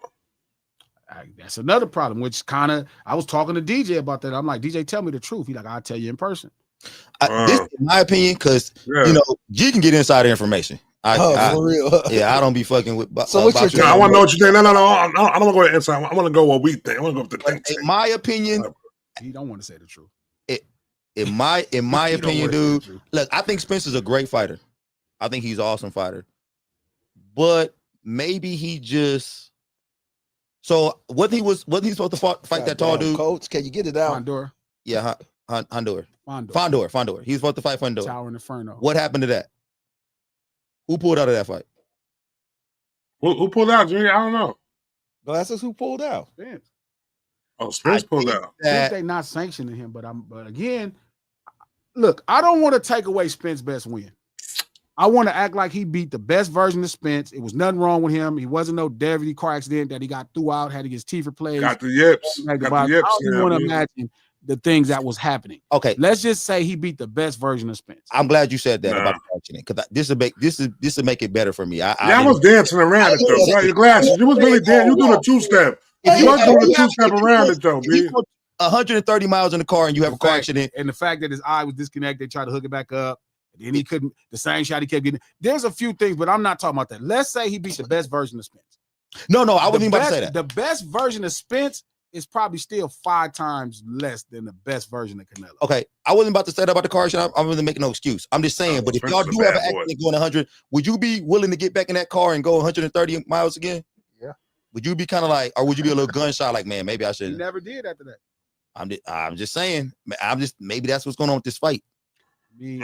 stuff. You say one Okay, I fight got you. between versus when every fighter in history Hey, has probably been beat up. Boxing is a real have a lot to do with your mental. Bud ended his career, and I'm not saying that. Don't try to say put that on me. It seems like that. It seems like that right now. It seems like that. Do not It try to does seem like that. What you saying, coach? But a trainer's job is to make you feel like a superhero before you go into that fight. Like you're supposed to feel like a superhero before you fight. You're supposed to feel unstoppable before you fight. And I don't know. It might be hard for Spence to get back to that place in his mind. Shout out to the G Stacks. What's That's up? Real. That's real shit. $5. You see Rory Maul hyped about this Radio Rico implying his Drake. That shit dumb and it's a lie. What is that? What are you talking about? They talking about a bunch of gossip on the scene. Oh, it's talking about yeah. I seen that. They trying to open up a Rico for Payola and iHeart. Yeah. First off, it wouldn't work that way. That's a lie. It wouldn't be a Rico. But let me ask you this though, right? If that was to happen, who would be the person that started the motives and gave the feds the motives to even go and look into something like that? First off, a Rico is different. It's more than that. Like I get how it could be Payola could be the crime and the centerpiece, but it wouldn't work that way because it don't work that way at that level. Like, bro, like what people keep calling Payola is way more complicated because it ain't quite Payola the way you would think. Like you can't take $1,000 into the radio station and then they gonna play the record. Like it's way more to that shit than that. Like you can't pay to make a hit record. You can only pay to get a record an opportunity. You can't pay to play. Like I heard somebody say that the other day. Like it's hard. Like you have to get multiple DJs into the mix, and then they have to all try at their different slots in the mix shows, and then you got to get enough plays just to get the record tested. Like it's a lot. So you don't feel as if people could pay to basically link into the programming that radio does, though. You know what I'm saying? So now if they keep on, so say the song might not get no plays, but they might have put a little bag up right there to get them to get 4 plays a day. You know what I'm saying? And then eventually the song attaches on. People can eventually end up hearing it like that. Oh, because then they would have to sacrifice losing advertising, right? Because remember, every time you play a bad song or somebody changes the channel, the test is how they determine which song their audience want to hear. If people turn away from a song, that costs you rating spots when it comes time to sell the ad. So the depth of radio is crazy, right? One person, like when they test a record, they make a phone call to a few people. Let's say the number is 20 people, but those 20 people represent 2 million. Every one person represents 100,000 people. So if they play a song on the radio, on the phone, and they say, what do you think of this song? And that record don't test, remember like the slots, especially like in Los Angeles, like Kiss, Power, The Real. Now it's The Real. Every time you lose a slot, that's supposed to be less audience listening, which means you charge less for advertising.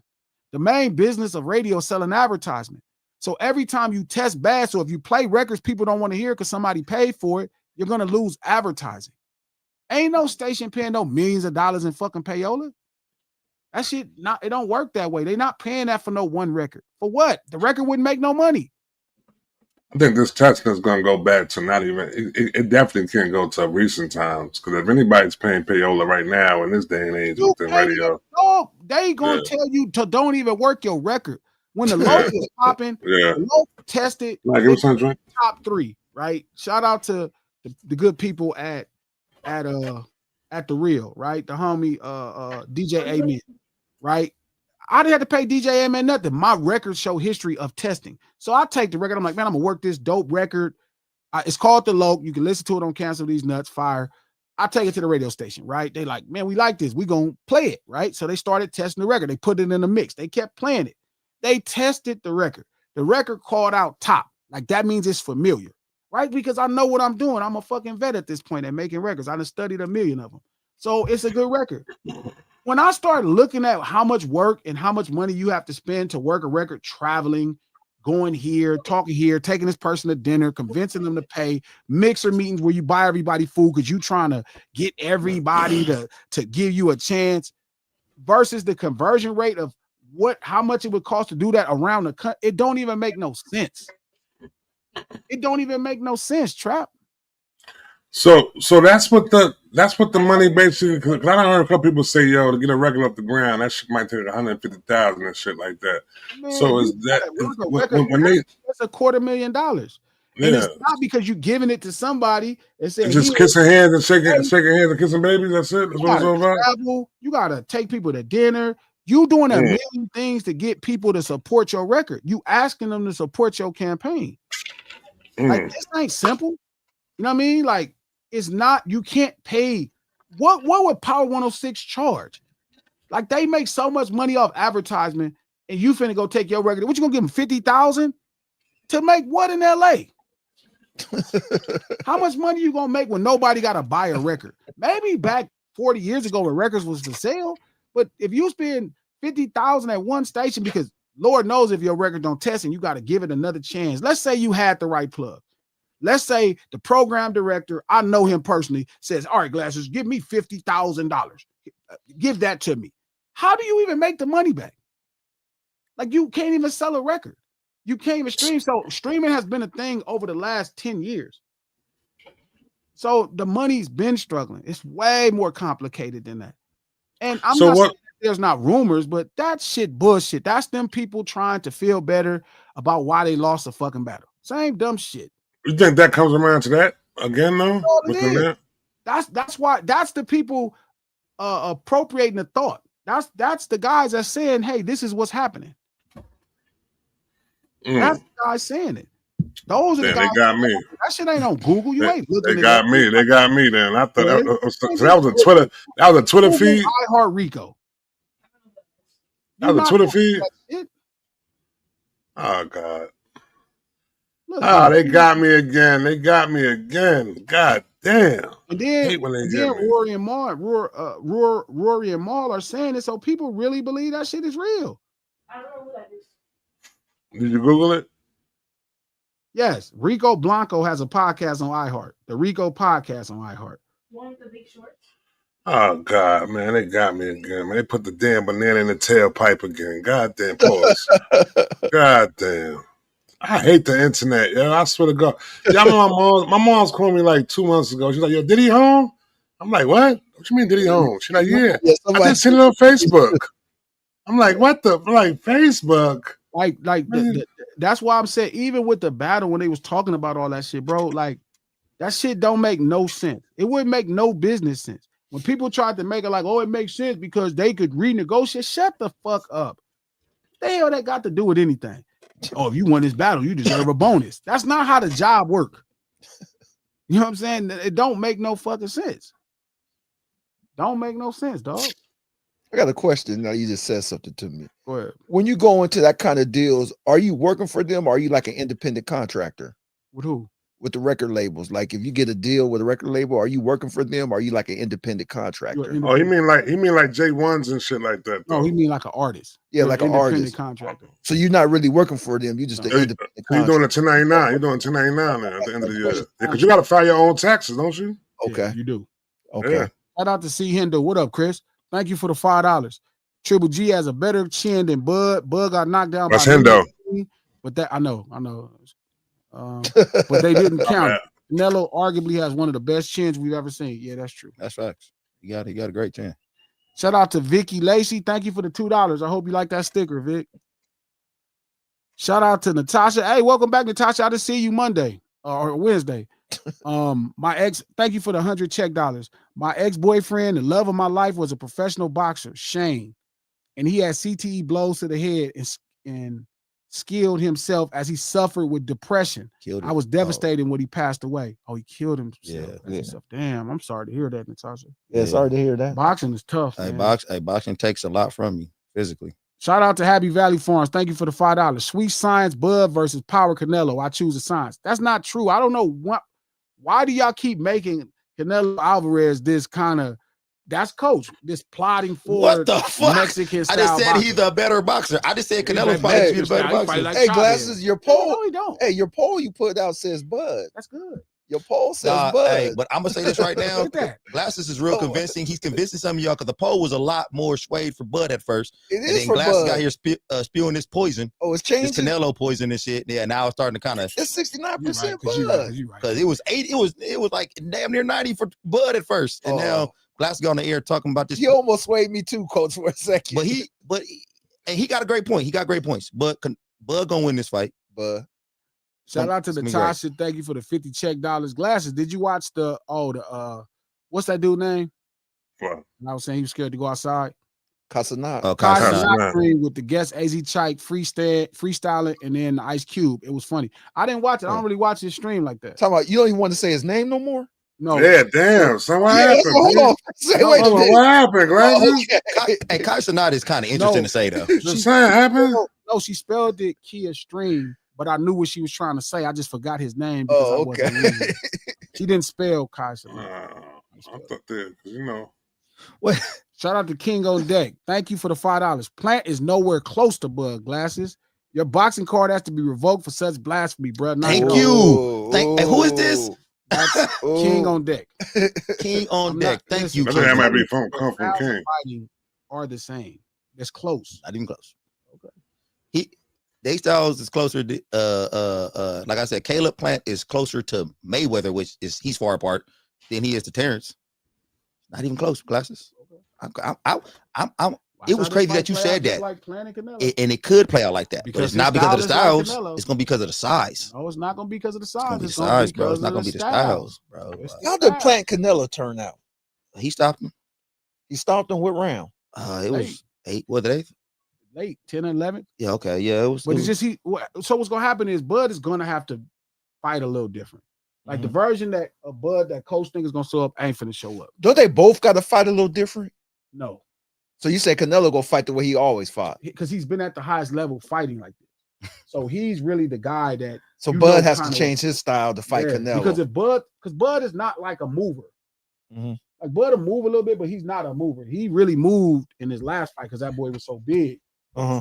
He's gonna have to move a little bit more because you don't want to stand across from this guy and putting together shots.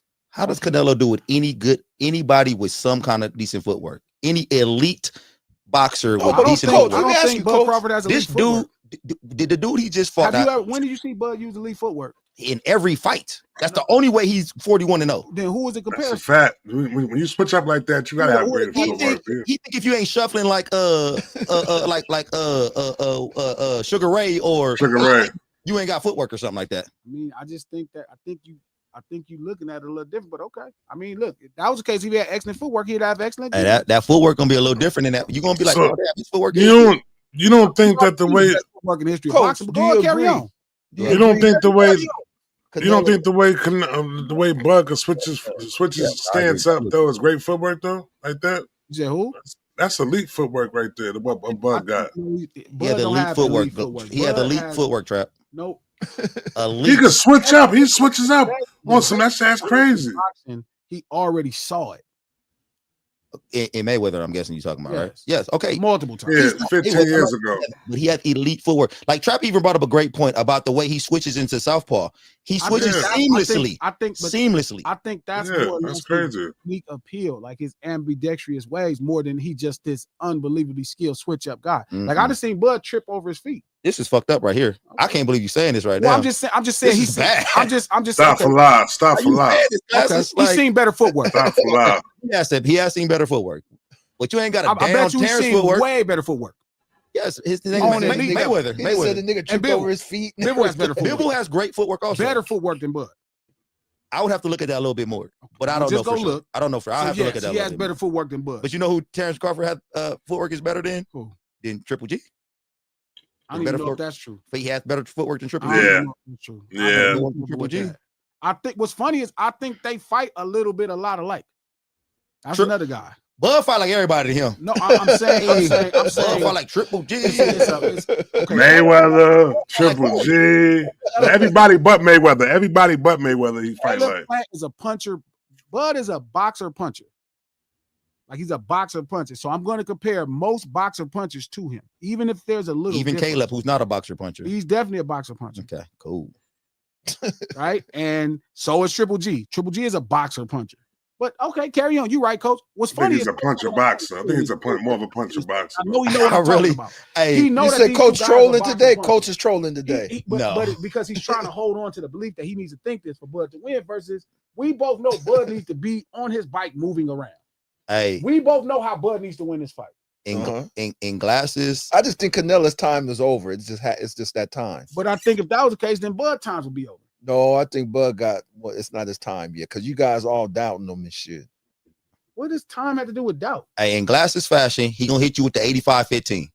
The 85-15 split, the 85 cents and the 15 crazy. Like he gonna hit you with 85% that you could say 85 that you gonna agree with. Like and then he gonna be like more 70-30, more 70-30. Like Holyfield. No, I'm telling you, these are all boxer punchers. That's where Coach know I'm right too. They're all boxer punchers. They all set up their shots. They all do it a certain way. Bud is special because he has his different level of power and he's ambidextrous on his switch. He can switch. He's really IQ'd high, but so is Caleb Plant. Caleb Plant is IQ'd high. He just don't have as much power, right? Golovkin IQ high, boxer puncher, right? These are really great guys who box and punch. The point I was making is, Bud, like Canelo has saw what he's about to see. Even if it's packaged a little different to some people, he saw it, right? What Bud is about to see, he's never saw in his life.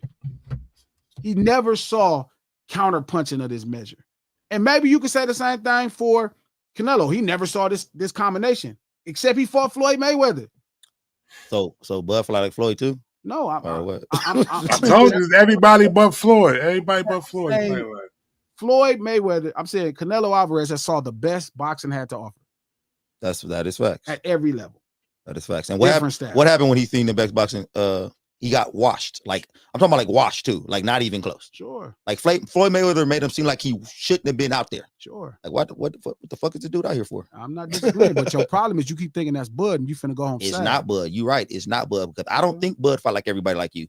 I think Bud fight like Bud, and it's gonna be problematic. And dude, you could definitely be right. Okay, what's the biggest problems for who that he go give Canelo? You said problematic, coach. The biggest problem is that no, I didn't fuck up. The biggest problem that he's gonna give Canelo is number one, the footwork that you don't believe he has, and the speed. He's gonna have the speed advantage. Okay. So and the sharpness of his punching. Okay. He's a very sharp puncher. Sure. Canelo hates sharp punchers he ever fought.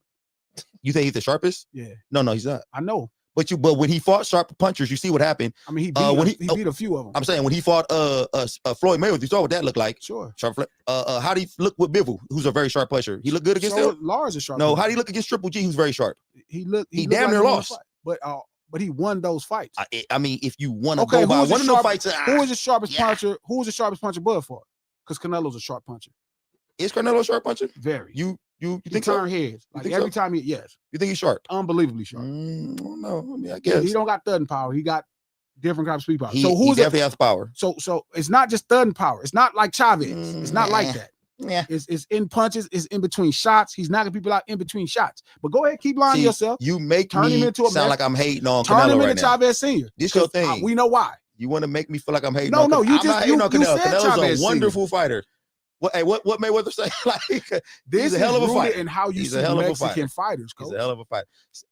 And you're gonna learn the hard way that this is not that kind of fighter. Hey, this is the problem with G. G think Mexican fighters are black fighters. No, I don't. He think fighters are all built equally. No, I just don't think Canelo Mexican fighters. I don't think Canelo and Marquez fight like Mexican fighters. You see, when the best Mexican fighters go against the best black fighters, this is why you. This is why you. What happened when Chavez fought with Pernell?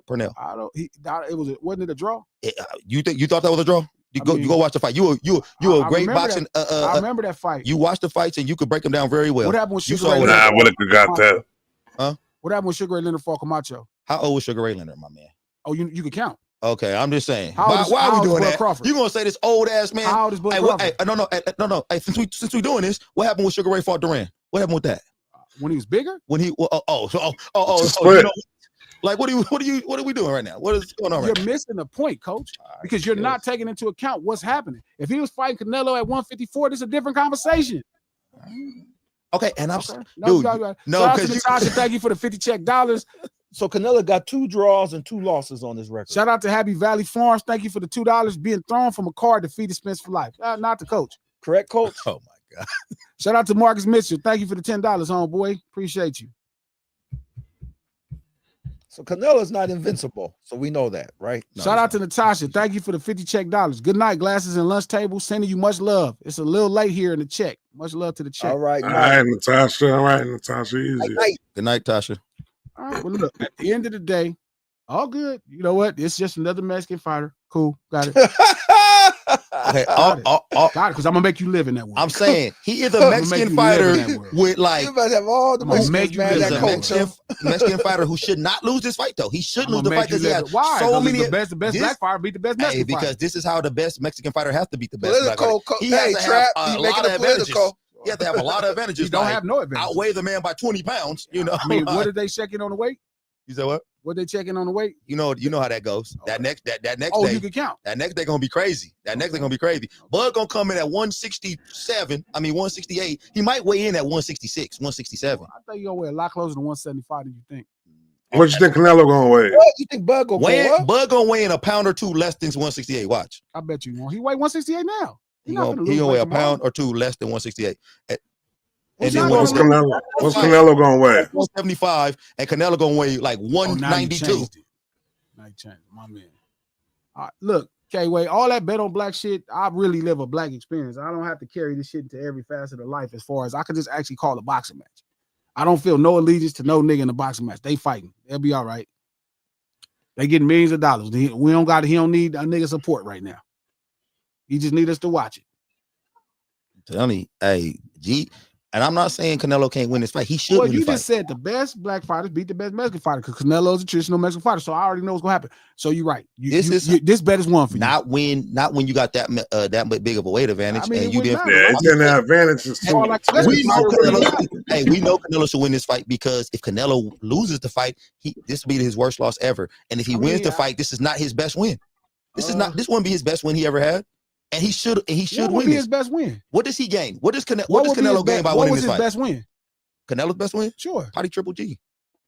Yeah. The Triple G that you said can't fight? I agree with that. Why are you putting these crazy words? All right, so let me ask you a question, G.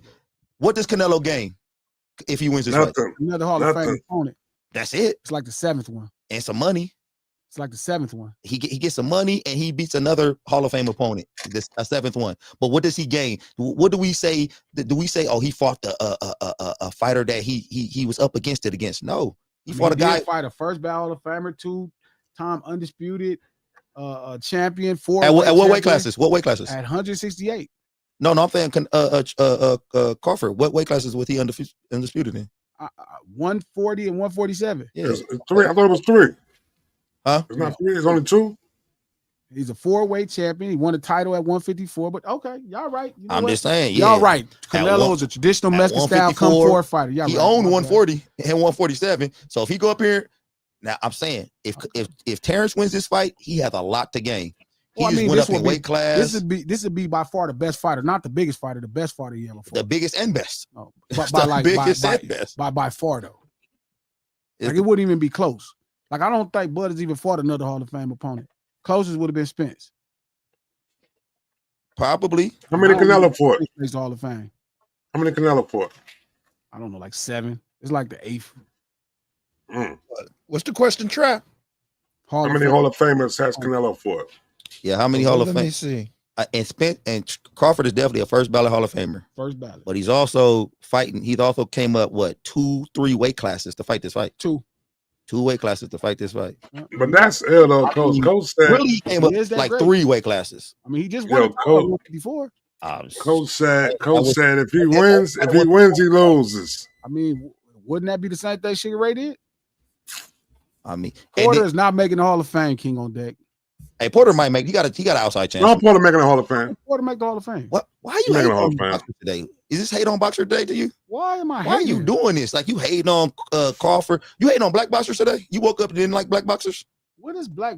You hating on all black? You hating on Crawford? You hating on Porter now? I'm just saying, there's black boxers that made the Hall of Fame, just not Porter. Why would Porter? Porter goes to the Hall of Fame. Porter goes. Judah's not in the Hall of Fame. He will be. Maybe. He gonna get there. No, I don't know. Zab makes the Hall of Fame. You think so? What, Michael Moore is it? No. Michael Moore. That's a trip. Michael Moore makes the Hall of Fame.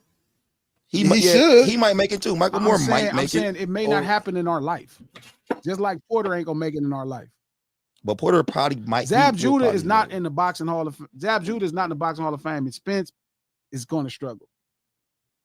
Especially if Spence don't come back and fight. I think Spence. First of all, I think Spence is going to come back and fight at some point. He has to if he wants to make the Hall of Fame. No, they said he in the Hall of Fame already. Nah. Shout out to Squishy. Yep, glasses won't even wear black boxers. Hating ass. Exactly. Thank you, Wow. Squishy. Thank you, Squishy. That's a good one, though. What y'all can't do is make me. Y'all can't turn me into a racist man like y'all self. He like racist. He a racist boxer. Yeah. I'm not a bigot like the rest of y'all. This guy. Hey, Glasses just moved out the his ghetto. own boxing. Huh? Glasses just moved out the ghetto. Hey, you know what the crazy thing is too? I never even thought about it. His favorite food. No, tacos hey, and shit. he was leaving all the racist boxing breadcrumbs for me, and I didn't even pick it My up. favorite boxer of all time is Roy Jones Jr. Hey, no, it's not. It is. Hey, he wasn't even going Get for. out of here. I don't believe that one. His favorite boxer is goddamn the big white boy Tyson Fury. Yeah, but what's wrong with my favorite boxer being Tyson Fury today? That's crazy. Oh, so you Why changed would your every day. favorite boxer be Tyson Fury? Why are you going for Tyson Fury against Wilder? I wasn't going for him. Yes, I you thought was. he was gonna win the fight. This nigga, no, his nigga was going for Tyson Fury. You should see how happy. You should see how he looked when he was coming out. The nigga said, "Oh, look at Oh, Tyson." he's a fan. He's a fan of I don't know, Fury. What's wrong Oh, with the being a Fury fan of a brother. The white man? gypsy. The gypsy. What's wrong with being a fan of a gypsy? Not over You're Wilder. the fan of the brothers. Listen, Period. I don't need that basic level The of nigga funk. name is Bronze Bomber. Listen, I don't need that low level functionality where I see a black man, I automatically Oh, look at connect this to him nigga. being Look at this black. nigga. He tried to talk his way out of it. I'm not Here talking my way out come, of it. here come the low level I'm functionality. saying the brothers that I like are the brothers that I like. Roy Jones is my favorite boxer of all time. Said the Riddick brothers. Bowe is my second favorite boxer of all time. He said the brothers are like that I like are the brothers that I like, unless they're going against a good white man, no, it depends. Like a good Latino. it depends. It depends on which one is fighting. I'm gonna pick the winner. I don't give a fuck about which one of them win. They making millions of dollars.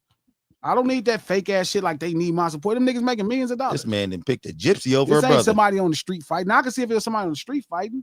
Y'all talking about somebody who paid $4 million and act like you need to find yourself into the TV. And most of the De La Hoya fights, who you went with? You said who? De La Hoya fights. Who you went with De La Hoya versus Mayweather? Who you wanted to win? Floyd. He was going for De La Hoya. Like you know what's funny? I really didn't care about neither one of them guys as a fighter. I was a fan of at that time in those divisions, I was a fan of Trinidad. I knew this nigga was like Trinidad. And I like, you know who else I was really gonna say him liked next. too? I was gonna say Victor him next. Ortiz. How Not Victor Ortiz. Ortiz? I I know you're talking about top of the food who? chain. The what's his name? The boy from the Puerto Rican boy. You talking about? No, Oxnard, he's a Mexican. Top of the food chain. Kodo. Oh no, you know what I'm talking about, Coach. His son fight right now. Camacho. It broke my heart when De La Hoya knocked him out. De La Hoya knocked him out. Broke my little heart. He was like a thug too. He was hard. Not Camacho. He says his father fought. No, his son is fighting now. Not Vargas. Chavez. Fernando Vargas. Fernando Vargas. He was my second favorite fighter. I actually like Fernando Vargas too. Fernando Vargas had heart. I never in my life like Julio Cesar Chavez. No. Like Julio Cesar Chavez on my pantheon of Mexican fighters, he'd probably be third or fourth. Who you got first? Canelo Alvarez. And who you got second? He number two. Nah, Chavez number two. Nah, Marquez number two. Marquez knocked Pacquiao unconscious. Chavez went 80 and he went like Marquez knocking Pacquiao out is the greatest win in the history of Mexican boxing. That might have been the most perfect punch I've ever seen I've thrown. never in my life seen something that was so fucking crazy. Like that is the greatest win in Mexican boxing history. He threw the perfect punch at the right time, at the perfect time. It was crazy. But like the greatest wins in Mexican boxing history, for sure in the top five. For sure, Marquez knocking out Pacquiao is the greatest one. But even Canelo beating Triple G is up there in the top 10. It ain't Chavez and James Toney. Was that James Toney he fought against? Hell no. He beat him at the last second. Hey, James Toney is the truth. Like him too. James Toney is the truth. Didn't Chavez fight him now? He beat him at the end of the fight. James Toney, or was it? Are you talking about Norris? Was it Norris? Who did Chavez beat at the end? Let me see. Let me see. Was he beat him in the last round, the end of the fight? Olympian. He ain't had no career. Messed up his life. He messed up now. He be talking and be stuttering and stuff. That was sad. James Toney. No, that wasn't no James Toney. James Toney is a fucking heavyweight champion. James Toney is that different weight classes. What you talking about? He just fighting. He fought in different weight classes. Mildred Taylor. That's who the fuck it was. Yeah, he right. Mildred Taylor. I could not think of that shit for the sake of my life. Mildred, I called him Norris. Mildred Taylor is who it was. Yep, Mildred Taylor. That was a cool win, but I always thought that was an overrated win. Mildred Taylor was hyped up though, but The greatest win in Mexican boxing history, from my opinion, is Marquez knocking out Pacquiao. That is the most traumatic and greatest. That's the greatest knockout I ever saw in my life, actually. What was the worst loss in boxing history? If that Mike trend Tyson. when De La Hoya Mike lost, Tyson. Mike Tyson losing to Douglas. Yeah, Mike Tyson losing to Douglas. That gotta be it. Funny is, I thought it could happen even as a no, kid. I said Mexican. That's why. Oh, Mexican. My bad. Mexican. I don't know. That might be it. When De La Hoya lost to Trinidad, that shit looked like. You know what else is a great win in Mexican boxing history? When Barrera beat up Hamed. I forgot about that. When Barrera beat up Hamed. Yeah, because he was really hyped and that boy was cocky as all I'll get up. But the best one I can remember too is probably when Marquez was Juice and lost to Manny 3 times. You got to study. Boy, I don't want to hear nothing about Juice when you talk about Pacquiao. You take that knockout like you did it. Somebody head don't get that big from not. No, they got a lot of fights that's great. I'm saying the greatest wins. Like Pacquiao knocking out Marquez. Marquez knocking out Pacquiao is the greatest win in Mexican boxing history. Like I had never saw no shit like that. That's the greatest knockout I ever saw. I ain't never. Maybe Sergio knocking out Paul Williams is up there. Nah, hell no. Ruiz is Ruiz born in Mexico? That's a good one. I don't know. What's funny is I thought that could happen in that fight. Well, what fight? When he knocked out Joshua. When he knocked out Joshua? Yeah, I thought. You talking about Ruiz? Yeah. I thought you talking about the other Ruiz. Andy. Yeah, okay, Andy. That was a good one. I remember. I thought that could happen. The Marquez knocking Pacquiao, that was no way possible. You could have told me that was gonna happen. Even though it's not like this, it's not like Pacquiao only knockout his life though. No, but it wasn't like that. It's just they had fought so many times, it just didn't seem like plausible. Do you think if Canelo had beat Mayweather, Duran is not Mexican, King Odek, you racist. Do you think if Canelo would have beat Mayweather, that would have been the biggest win in Mexican history? Nah, probably not.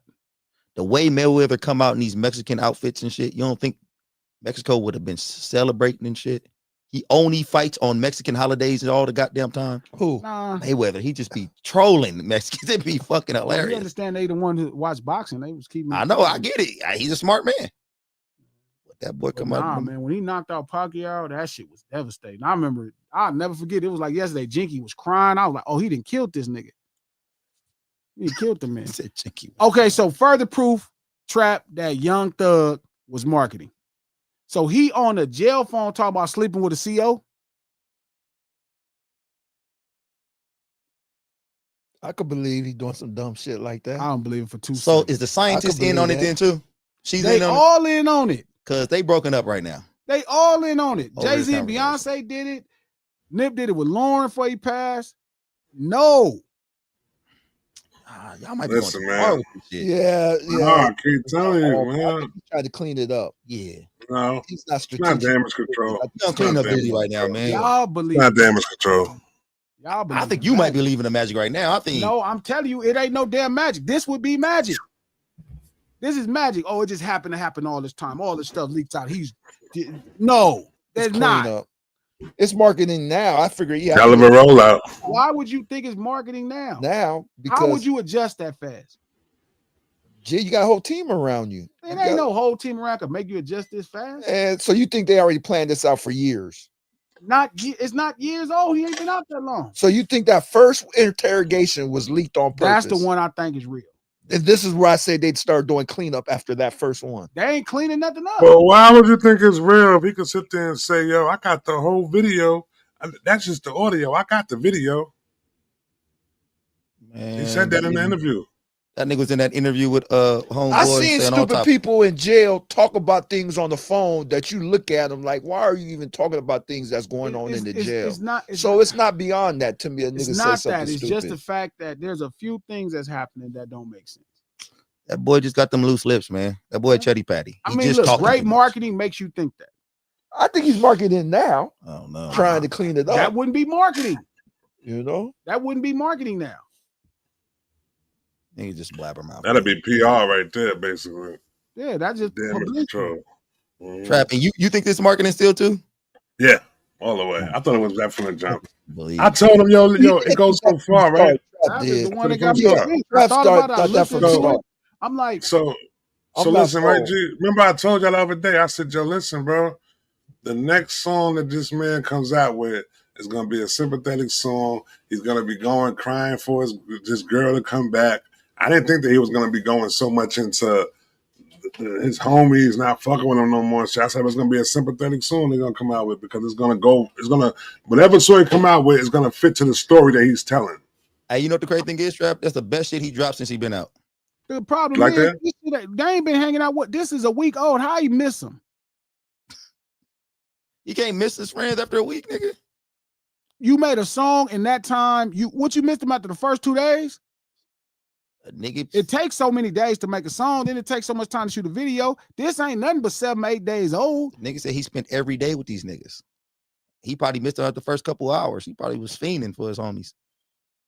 Yeah, he got a point. The fact that y'all think this is damage control and all of this versus it's like y'all don't believe that this is what it takes.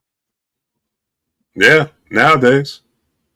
It always was this. So let me ask you this question then. If you believe the interrogation is real, when do you think they came up with this marketing plan? The phone calls. I think one of the phone calls, in my belief, oh shit, I think the phone calls are fake. So, but when do you think they came up with this marketing? Real, and I think the rest of the phone calls is fake. Okay, but when do you think they came up with this marketing since you say they couldn't do it that quick? I think when they realized when that first phone call happened, somebody came up with this idea. Damage control. That's what I'm saying. That's not damage control. You can't control damage. That shit is some. They just did by marketing that. That's not a control of damage. What's gonna happen? What's gonna change? It's gonna change. It's changing people thinking that the stuff is real. That's how everybody think it's that's fake how now. Even works. The first phone call. People still think it's real. People still think it's real. Nah, people question interrogation in the phone calls. He not denying it. Why would they question it? You know, he's not denying his phone calls. You guys are questioning it. We question it before this shit happened because I understand how the business works. Y'all saying it's real because y'all just want to believe into the magic. You looking at the stage like magic is real, and I'm like, bro, no, it's a couple things that don't make sense that make it real. The phone calls don't seem. Some of the phone calls don't seem real because I'm like I know how they go in prison and jail.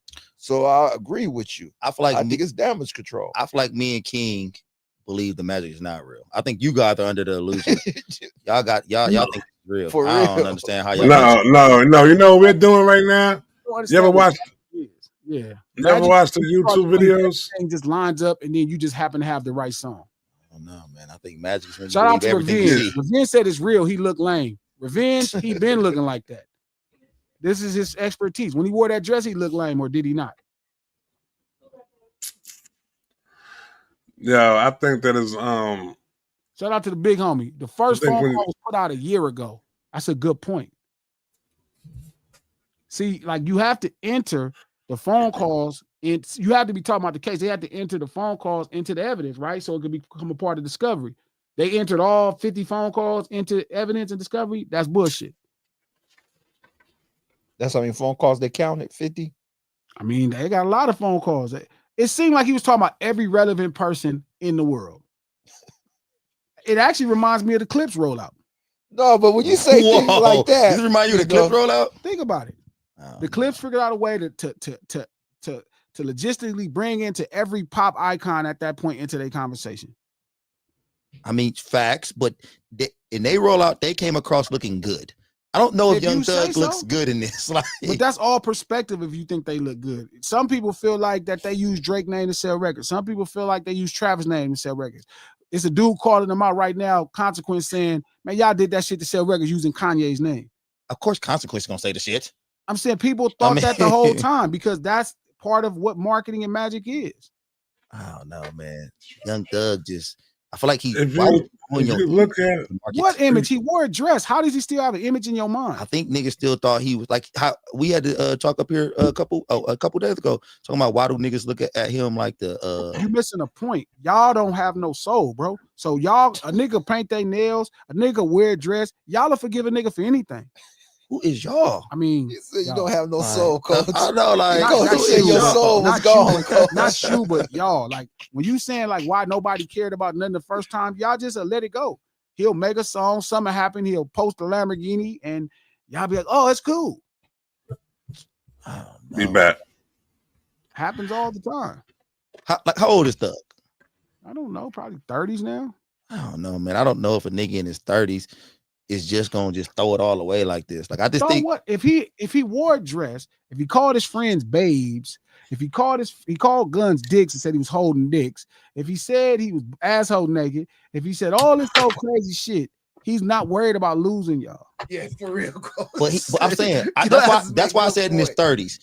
He was a little younger then, and he was on drugs. He is sober now. You think these are sober decisions he's making right now? I'm telling you, the people around him come up with the ideas, and then you just got to be down to do them. He didn't come up with the dress idea, probably.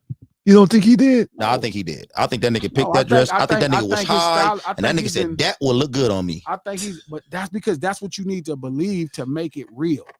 You need to believe the magic. You need to believe in magic. That dress would look good on him. Yes, because in your mind, you like, because the next thing people say is, he's from Atlanta too. So, that's what people say. They connect dots. Even if the dots don't have nothing to do with them, they connect them anyway. That nigga's a clock it nigga. He be talking about clock it and shit, all type of shit. Like, that nigga is probably just gay. Shout out to Revenge. He said, no, we knew he was dangerous. Now he ain't. Now he lame. What you mean you knew he was dangerous? So just because you thought he was dangerous and he was wearing a dress, you thought that wasn't lame? The hell is wrong with y'all? I hate when niggas call other dudes dangerous. I don't like no, that he wasn't dangerous. He was a regular man from around the way. They gonna go jump out on you with a dress and a gun. Yeah, he call these niggas dangerous like they lions and shit. But he's right. He's right. This is the average thought of person today. The fact that this is the thing that makes him lame is crazy. Like, this is the most unlamest thing that Thug ever did. Like, this is like some regular nigga shit. I'm not lying. This is by far the most unlamest shit. Thug has done a laundry list of lame shit. This is by far the one thing that ain't really that lame. This go on the line. Man, you be killing me with what you think is not lame sometimes. Like, some of the market, like, you think if it's marketing, it's not lame. He said the least lame. He said least lame. I said, so we really that worried about his opinion on regular nigga shit. But I'm saying we think it's really important to listen to him talk about what he think of Future. That's lame. Like, that really matter to y'all? He think Future fuck too many bitches without condoms and be like, man, that nigga need to get his shit together. That is lame, my nigga. Is that what's I didn't even know you said that, but that is lame. That's crazy. Like, you can't be saying that shit. Who do really you talk to like that? Have you ever said a sentence? Have you ever talked to a nigga like, hey, that nigga over there fucking too many bitches raw? Might be marking it. That nigga saying this on the phone. That's what I'm saying. Yeah, it might be marking it now. He knew to tie in these names, bro. My nigga, but he gonna put in. So what's lamer? Him talking about a joke that everybody said. The dress. I know where you're going. The dress. Him wearing fingernail polish or him saying your fingernail polish. Yes. So then what are we talking about? But I'm just saying it's not. It is very lame still to say that a nigga is fucking too many girls without condoms. Why is that lame? To another person? His girl. That is weird. Yeah. Like, do you not get pillow talk? That he not taking care of his kids and he got these kids. That's the average joke on Future in the industry. So why put out your lamest part of the conversation to he put out all the lamest part of the conversations? You got a good point there, Cole. Glow is ugly. That story. I would never. Because if he said Glow is sexy, that wouldn't be big. If he said, hey man, Future is my friend, that wouldn't be big. True. Hey man, I called my man Future. He looked out and sent me $1,000. Who gonna cover that? Nobody. Facts. So do you think that he's burning bridges with these conversations? No. Glow already dropping a diss track about the nigga. You nigga. saying burning bridges. If the bridge wasn't burned when he wore a dress or called his friend babes or painted his fingernail polish or called guns dicks and said he was holding dicks, why the fuck would this burn bridges? But you know how niggas are. Niggas, the bridge ain't burned till you fuck me over. So if you that nigga running around here wearing dresses. He don't care about that, man. He just came from a whole tribe. All his people's ratting on him, man. Like, he don't care about that. Y'all see niggas deleting this nigga and blocking this nigga. He was calling blunt penises and shit. I'm smoking penises. No, he wasn't. Yes, he was. Stop it. That's crazy. This is lame. Him talking about some nigga, some rapper nigga. Man, this is bullshit, but I don't give a fuck about this. You know what, G? They smart. I'm gonna say this. This actually smart. might be lamer what this right here. Because the rest of the shit, I thought he was a trolling. I thought he was kind of trolling with all the other shit. I thought when he wear the dress and going on all this shit, gay shit, I was like, this nigga is probably, he could be possibly gay, but he's probably trolling still. They done talked on the phone. He done told Glow, put out a diss record. Go on to do it. No. All this is good press. No. I can believe that part there. It's all puts him into the activism, man. That's all that shit is, man. And now when he mentioned everybody else, whenever they click up, whenever you go search for Future, Drake, or Kendrick, or anything like that, the Young Thug Why shit we come up. tell y'all Little Baby won't return his calls if Little Baby wouldn't return his calls? He was telling this girl that. But why would you say this type of shit out loud? I don't understand this type of talk. Because it's about press. It's Get all what's about it. happening. It's an exposure game. It's what will media cover? What is headlines? That's all it's a game. Like, y'all don't understand this. Like, this is why people could think of Rako, how Payola, you don't quite get what's happening. Like, it's a game of press. You got to get your name into the headlines by any means necessary. I just think that Young Thug is not a very smart dude, and he thinks he can handle his problems by talking. Like, he thinks he's just gonna out talk his problems, and it's making it worse. I just think he just thinks he's gonna out talk it. Like when he got in there with the cops, yeah, I'm gonna just out talk this shit, and it just didn't go well for him. But that's what I'm saying, bro. Finn, I think some of it was real, and then they built on that. Interrogation was real. Both sides had it. I think one phone call was real, and somebody said it leaked already. They saw it and realized they needed. Somebody came up with that idea because I would have came up with that idea. It's not Thug is smart. Thug don't come up with the marketing. Somebody else come up with it, and then it's up to you. Like Marty came up with ideas for me. I wouldn't do them. Thug will do them. Thug came up with Marty came up with ideas for Tory. He'll do them. Tyrese publicists come up with ideas. They will do them. Y'all just got to stop believing it's real. Telling you, Glasses, like, I don't know why nigga would do marketing to make himself the lamest nigga. The nigga got a diss track by, he's gonna be the first nigga to lose a battle to a woman. I know why you get frustrated first rapper. with Coach now, Glasses. I can see why you shake your head with Coach now, because man, Coach, he's already lame from the very beginning. And I get it. Okay, you're not getting. I do get that. I do get that. Why are you asking me? Why is he doing everything he's always did to be successful? Because I see why. You know why? You know why he's doing everything to be successful, Coach? Because everything he's done was to be successful. You guys, okay. You old fogies think he's a lame. Me, I'm an old fogey too. I think he's lame. Yes, but to the masses, he was still okay too. No, he wasn't. I think to the masses now, he's starting to look like. Okay, whatever, guys. Like, whatever. They lame for believing in him. And I agree with you, King, but I think the masses still was on his team, was on the side. No, y'all wasn't. He's starting to lose traction with the masses. Y'all was saying the same shit about the dress for 2 days, and he dropped the song, and y'all was like, "Fucking, I'm jamming his music anyway." Are you talking to me right now? Yes. Stop saying y'all. I know, because you defended y'all's thought. I know. I never thought this nigga was. I never liked I was never a Young Thug fan. The nigga put on the dress. I said, "Oh well." I never liked your music, and that's all I need to see. When you're defending the thought of why, you said people thought he wore a dress. They did think it was lame. And then he dropped the song, and people started saying other shit. And guess what? Now it didn't matter. Y'all missing the game. I think we're living in a time that you don't understand some of these guys still. There's a lot of niggas out there who thought Young Thug wearing a dress was A-okay. Where's the music? You don't know anybody that thought Young Thug wearing a dress was A-okay. Little kids, I work with the children. These niggas thought it was cool. Guy that thought this youth thought it was fine. The youth is wearing purses. They did not think. I hate to break the bad news to you, man. The youth is weird. No, they're not. They're a little weird. There's a handful of people wearing purses. Y'all trying to make like your son wear a purse? No, fuck no. And it's not because of you. He think a purse is lame. It is for sure because of me. It is for sure because of me. Did he ask for one? What'd you say? Did he ask for one? I ain't about to put his business out now. Shout out to Philip Fry. A lot of little boys in Atlanta wearing skirts right now. No, they are not. Y'all gotta stop. I seen it on the internet. It wasn't on the internet. It was on the internet.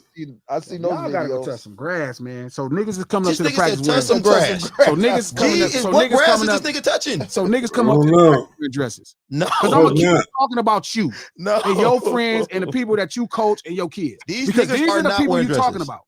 These niggas are not wearing. Why are dresses, they not wearing dresses? They think Thug is cool. Why do you? Which kids is wearing dresses? You played against another team that's wearing dresses. Now Glass stuck in 1990. Now all the kids, except none of y'all kids. Which one of y'all kids is wearing dresses? Out, Coach. I definitely. Trap, your kid wearing dresses? Never. I definitely. Which kids is wearing dresses? I definitely played against some teams where the guys on the team look like girls. I definitely played against some teams that So looked like tell they me the was team that was wearing dresses you played against. Purple Rain Express. So show me the team that was wearing dresses. Whoa. Came in and was Nigga, like, this I thing wasn't nice. taking pictures of these niggas. I didn't say, hey man, but I'm talking about I played against some players that had Tell their me the- fingernails painted. Show me the There's school. NBA players right So- now that got a goddamn nail painting and we bill. think they are lame. The Your nigga is one of the most MVP. popular MVP Hey, your players in And the we NBA. think they're lame Shy. still. Shy is like that. Nigga, what's this nigga Shit. name? Green? The nigga that just got traded from Houston. We that think nigga they got lame. a tape out damn near having dry sex with his homie. But we think they lame. Yeah. We think they lame. And kids think that. Stop trying to make kids y'all scapegoat. Kids ain't fucking Kids lame. are not our scapegoats, but So stop saying you that. have a lot of Tell me what your kids is doing. Tell me what your basketball kids are doing. Then I believe it. Mike. Okay, so like I said, I don't want to diss my basketball kids. I know. No, don't tell me they I soft. don't wanna. Because that's old. Because I'm about to that's ask you, do you old. got any I lame don't I wanna see kids? them all the You time. got I any see lame them. kids on your team? I see the kids all the time. I can speak Ain't for my none of them own little children. dudes wearing no damn dresses. No, you're right. None of them niggas wear no dresses. None of them niggas ain't wearing no. That you You're know right. of. About I'm that. not talking about a kilt. Stop saying a kilt. That's not. It's not the same. That's a Dress to cultural me still. thing. You don't want to be disappointed by the youth. I think. I don't believe that. Y'all can't tell me the youth is just a bunch of pussies. Y'all keep trying to sell that to me every day. That's every generation do that about the next generation. I don't know if they're all pussies, but it's some pussies running around there. They ain't wearing no dresses. And it's a lot of them. It's funny you say that because The youth is very fishy. Hold on. It's funny you say that because when I was young, you know what the thing was between like being soft or not soft is when you got earrings, like put an earring in your one ear. I remember that came about, and that was a big thing about. Oh man, you soft. You got an earring in. That's what girls wear. Are you saying this because I have 2 earrings in my ear? No, What's I happening remember. No, I'm just saying. I remember when I told my I remember mom that too. I That wanted was to get an supposed to be earring. not and cool. When we, my mom told me not when we was young. When we was younger, our generation Yeah. changed that. But before that, you didn't want to wear 2 earrings. No, my mom No, said, "Oh, you you want to right. be my little daughter?" And I said, "I want to get my ear pierced." She said, "Oh, you trying to be my little daughter?" This is now." what my mom said to me too. When Yeah, I like Shout out to what are you Kevin doing? Ali. Thank you for the $10. A lot of this stuff do be fake. I remember when I found out the Joey stuff with the West was orchestrated. I'm not saying the Stug shit fake, but I wouldn't be surprised. I kept telling Trap that shit. What's that? They labeled it talking about Joey against the West. I'm like, this ain't the West, bro. He battled some niggas that he with. And that was the West. What are you talking about? Everybody he battled was people from the West, though. Oh, that was all fake. That Joey stuff was all Yeah. marketed. No, that was not fake. It's all marketing. That wasn't fake. Hey, G gonna think everything marketing now. Not Everything. everything. Nothing real gonna ever have happened to G now. Like he gonna think nothing's real. Okay, is the Earth flat or round? Glasses. Why not? It's marketing. Yeah, that's what I'm saying. Why don't we just go with this right here? It's marketing. Flat. He's It's marketing. flat. Yeah, let's just go Kids with wearing this now. dresses. The Yeah, Earth is flat. let's just go with the whole All thing. the little young men wearing Yeah. dresses. The Earth is flat. Let's just Here we go are. with this G right gonna here. be like the Earth is marketing. The Earth is marketing. The marketing people. Y'all don't understand this. It's not as simple as marketing doesn't mean you're gonna always sell something.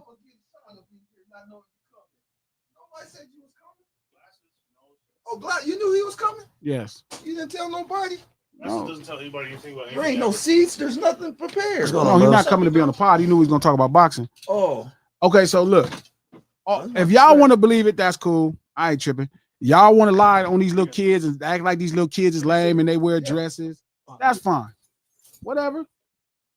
How you That's doing? cool. I ain't got nothing to say. That y'all kids is wearing dresses. All y'all at the lunch table, Trap, Coach, all y'all kids wearing dresses. All of a sudden they Why our kids gotta be because wearing y'all dresses? that's what y'all talking about them. That's the I told you no. hey, Said That's no. the generation y'all talking about. They friends wearing dresses and nails and purses. Why not? There are. I'm Because telling that's you. what the young kids okay, are doing. Coach. There's kids in your high school that wear dresses, guys, right? That walk around there like that. Nigga, I don't go to the high school. Nigga, you coach coach at high I school. coach at the high school, but like I don't. that, I damn. You be don't seeing them peruse the little high school. I don't kids. walk around this motherfucker like, Man, oh, what the dress, fuck? dress So Hey, when there, you- dress there. calling nigga, you So a you creep, ain't never Coach. seen Nobody nobody. calling you a creep, So Coach. when they come out to school, Okay. they be having their little purses on. Yeah, come on, Coach. There tell the are truth. some gay dudes at that school for Not sure. gay Facts. dudes. I'm talking about like super gay, like taking it to Not the next gay level of gay. dudes. I'm Like saying there's walking regular around with dudes wearing purses. eyeliners. I don't know what the names Coach of the trying to fake stuff defend is, himself. but blush, what's that? That other thing? Blush, what's that?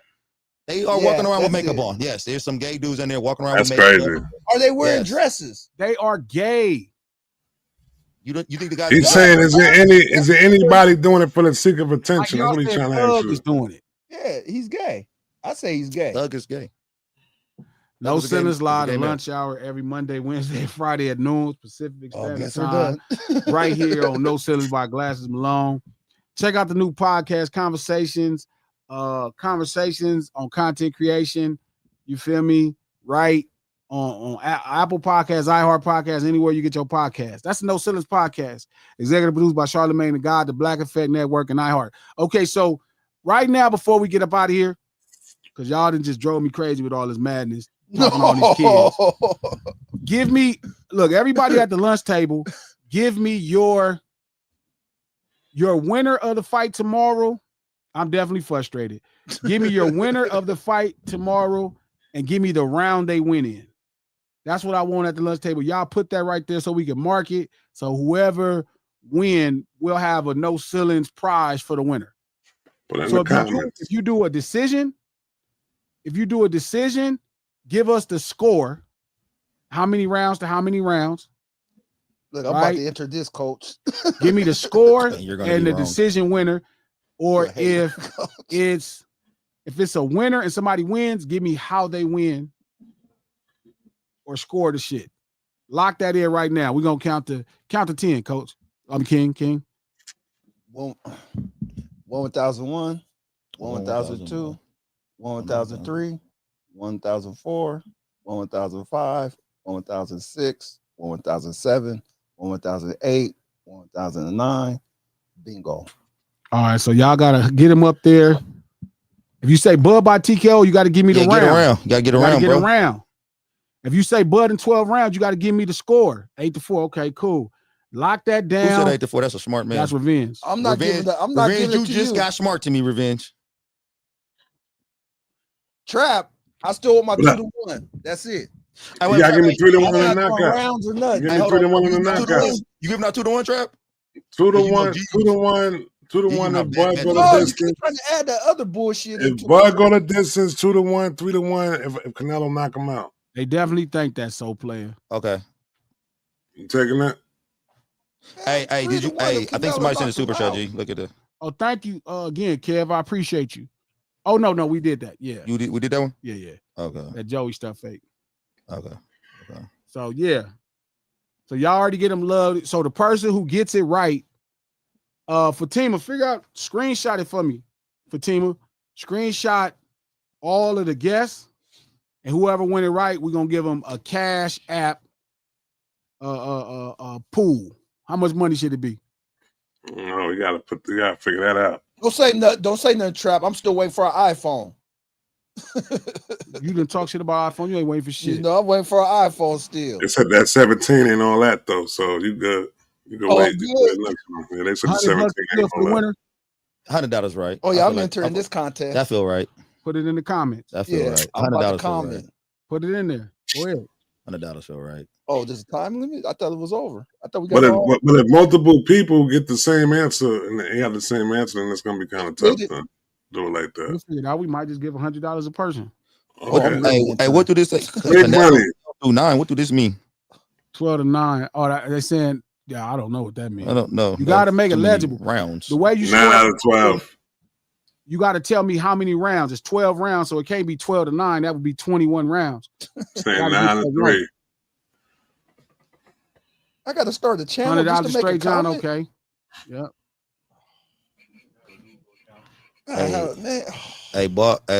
Hey, no, cause ball bull defense is hilarious. Canelo by 3 rounds, so that's saying 8 to no. That's saying. Wait a minute, how could it be 3 rounds? Oh, 3 rounds. Saying that. I got a 7-5. I got 7-5 Bud. They're saying that just above a split decision. I got it, Bud. You got to give me 7-5. Hey, these got to be legible comments, guys. It can't be no distance 7-5. What's happening right now? What's Canelo by 3 rounds? He wins 3 more rounds than Bud. I guess go to a decision. That's what he's saying. I guess. Well, how could that be possible? Would be like 9-3. 9-3. 9-3. 3 rounds, guys. That's 6 rounds. I don't think 6. 9-3 because it's 9-3 because if he would have won it, if he would have won 3, I'm doing this, Trap. I got it, Trap. Hold on. They're gonna flame you in the comments. 9-3. It's 9-3. That's what he's saying. No. 9-3. No, he said 12-9. He It's said 6. It is 6 rounds, but if you give 3 rounds off of it, it'd be 6-6 though. Yes, I do think that. So there's gonna be an even round in there somewhere. No, it's 6-6. I think that could have been even real. round. If you give what's the name 3 rounds, then that's 6. It goes back to 6-6 then. That's what he's saying. But that's not by 3. Hey, Trap. It's not 6 though. I'm about to get on this bet with you too. Huh? I'm gonna get on this bet. Hey, Don, is Don out there? Where Don Dub at? He always trying to bet somebody. 3-1. I'm on that. I'm in that bet, Trap. I'm talking to chat. No, you want to do it? No, but so now you going? So now if Canelo wins, I'm going with Canelo win as a knockout, and that's a 3-1 right there. So and you give me 3-1, and then that's what I said. Yeah, on a knockout, and I'm giving you 2-1 if what's name beat Bajro. If he wins, that don't make sense. It doesn't make sense. What? 7-5 or 8-4. It's 2 or a 4. It has to have a draw in there somewhere. Hey, it have to be even. Trap. I'm not giving you no odds. Like you taking Canelo. You taking Canelo. You give me odds on a knockout? No, nigga, he should knock Bud out. Bud is 102 pounds. I'm good then. So I don't get 2-1 on a knockout, but you get 2-1 on a full decision. That's the Vegas odds. You got to take his bet to get your Robert bet. Davis said 9 rounds of 3. That's 118. For who? For Canelo. Oh, that's 117. I could see that. I mean, that could be possible. He'll take 9 rounds? Yeah. From Bud? Yeah, that's not. That could be possible. No, that could be possible. He ain't taking 9 rounds from Bud. I'll bet you, coach, on that one. No, I'm not. Okay, I'm going. Canelo ain't taking 9 rounds. I bet that 9 rounds. You think he will? Because he wouldn't last. You say he gonna win 9 rounds. He wouldn't last. I feel what you're saying. If he wins 9 rounds, he wouldn't. He couldn't. He wouldn't last. Yeah, he wouldn't last 9 rounds of punishment from Canelo. Well, let's bet that. Let's bet that burrito then. What? That Canelo don't win 9 rounds. I bet you Canelo gonna stop him. I'm saying if Canelo won 9 rounds, he gonna stop him. Okay, let's go with that. I bet that Canelo ain't gonna stop him. Canelo win. No, you said stop him. Yeah, double up. You know, I'm saying. Hey, stop bet. Hey, come on, I'm doing this. That's what I was saying. He already turned to something else. His little leg. I was saying that. I'm betting that Canelo don't stop. When he say covered really fast, you know it's a bad bet for yourself. You know, but that's the odds. What? This is the odds. What's the odds now? Hold on. 1-1? Are you going 2-1? What's the odds? I'll take it. Listen, hold on. Let me get this all right. Let me get my ledger right. Yeah, let's get. See, this Eric, right. I told you from the ledger. Yeah. When he say covered super fast, is you making a bad bet with him. Because he just said something slick. Hey, does anybody have any ibuprofen or like painkillers in the pharmacy? I do. Fist. Yeah, I'm out though. I got some. I got some. Oh, you do have some? Yes. Oh yeah, Zena's having a headache. Yeah, I got you. Let me see. Let me get to my ledger. No. Yes, I have a ledger of You gambling. brought it to the wrong place, having a headache. Okay, I got 2-1 with Coach. What's it saying? You ain't supposed to come here. I gave him 2-1. He must turn around and leave. And then if Bud wins and if Canelo wins by knockout, Coach owes me 2. Hold on. Now I'm saying that Canelo's not gonna knock him out. I don't care if it goes the distance or whatever. Canelo's not gonna stop him. That's what I'm saying. So then you got to give me the odds on that. Here we go. Now you act like Trap. What odds? Why can't it be 1-1?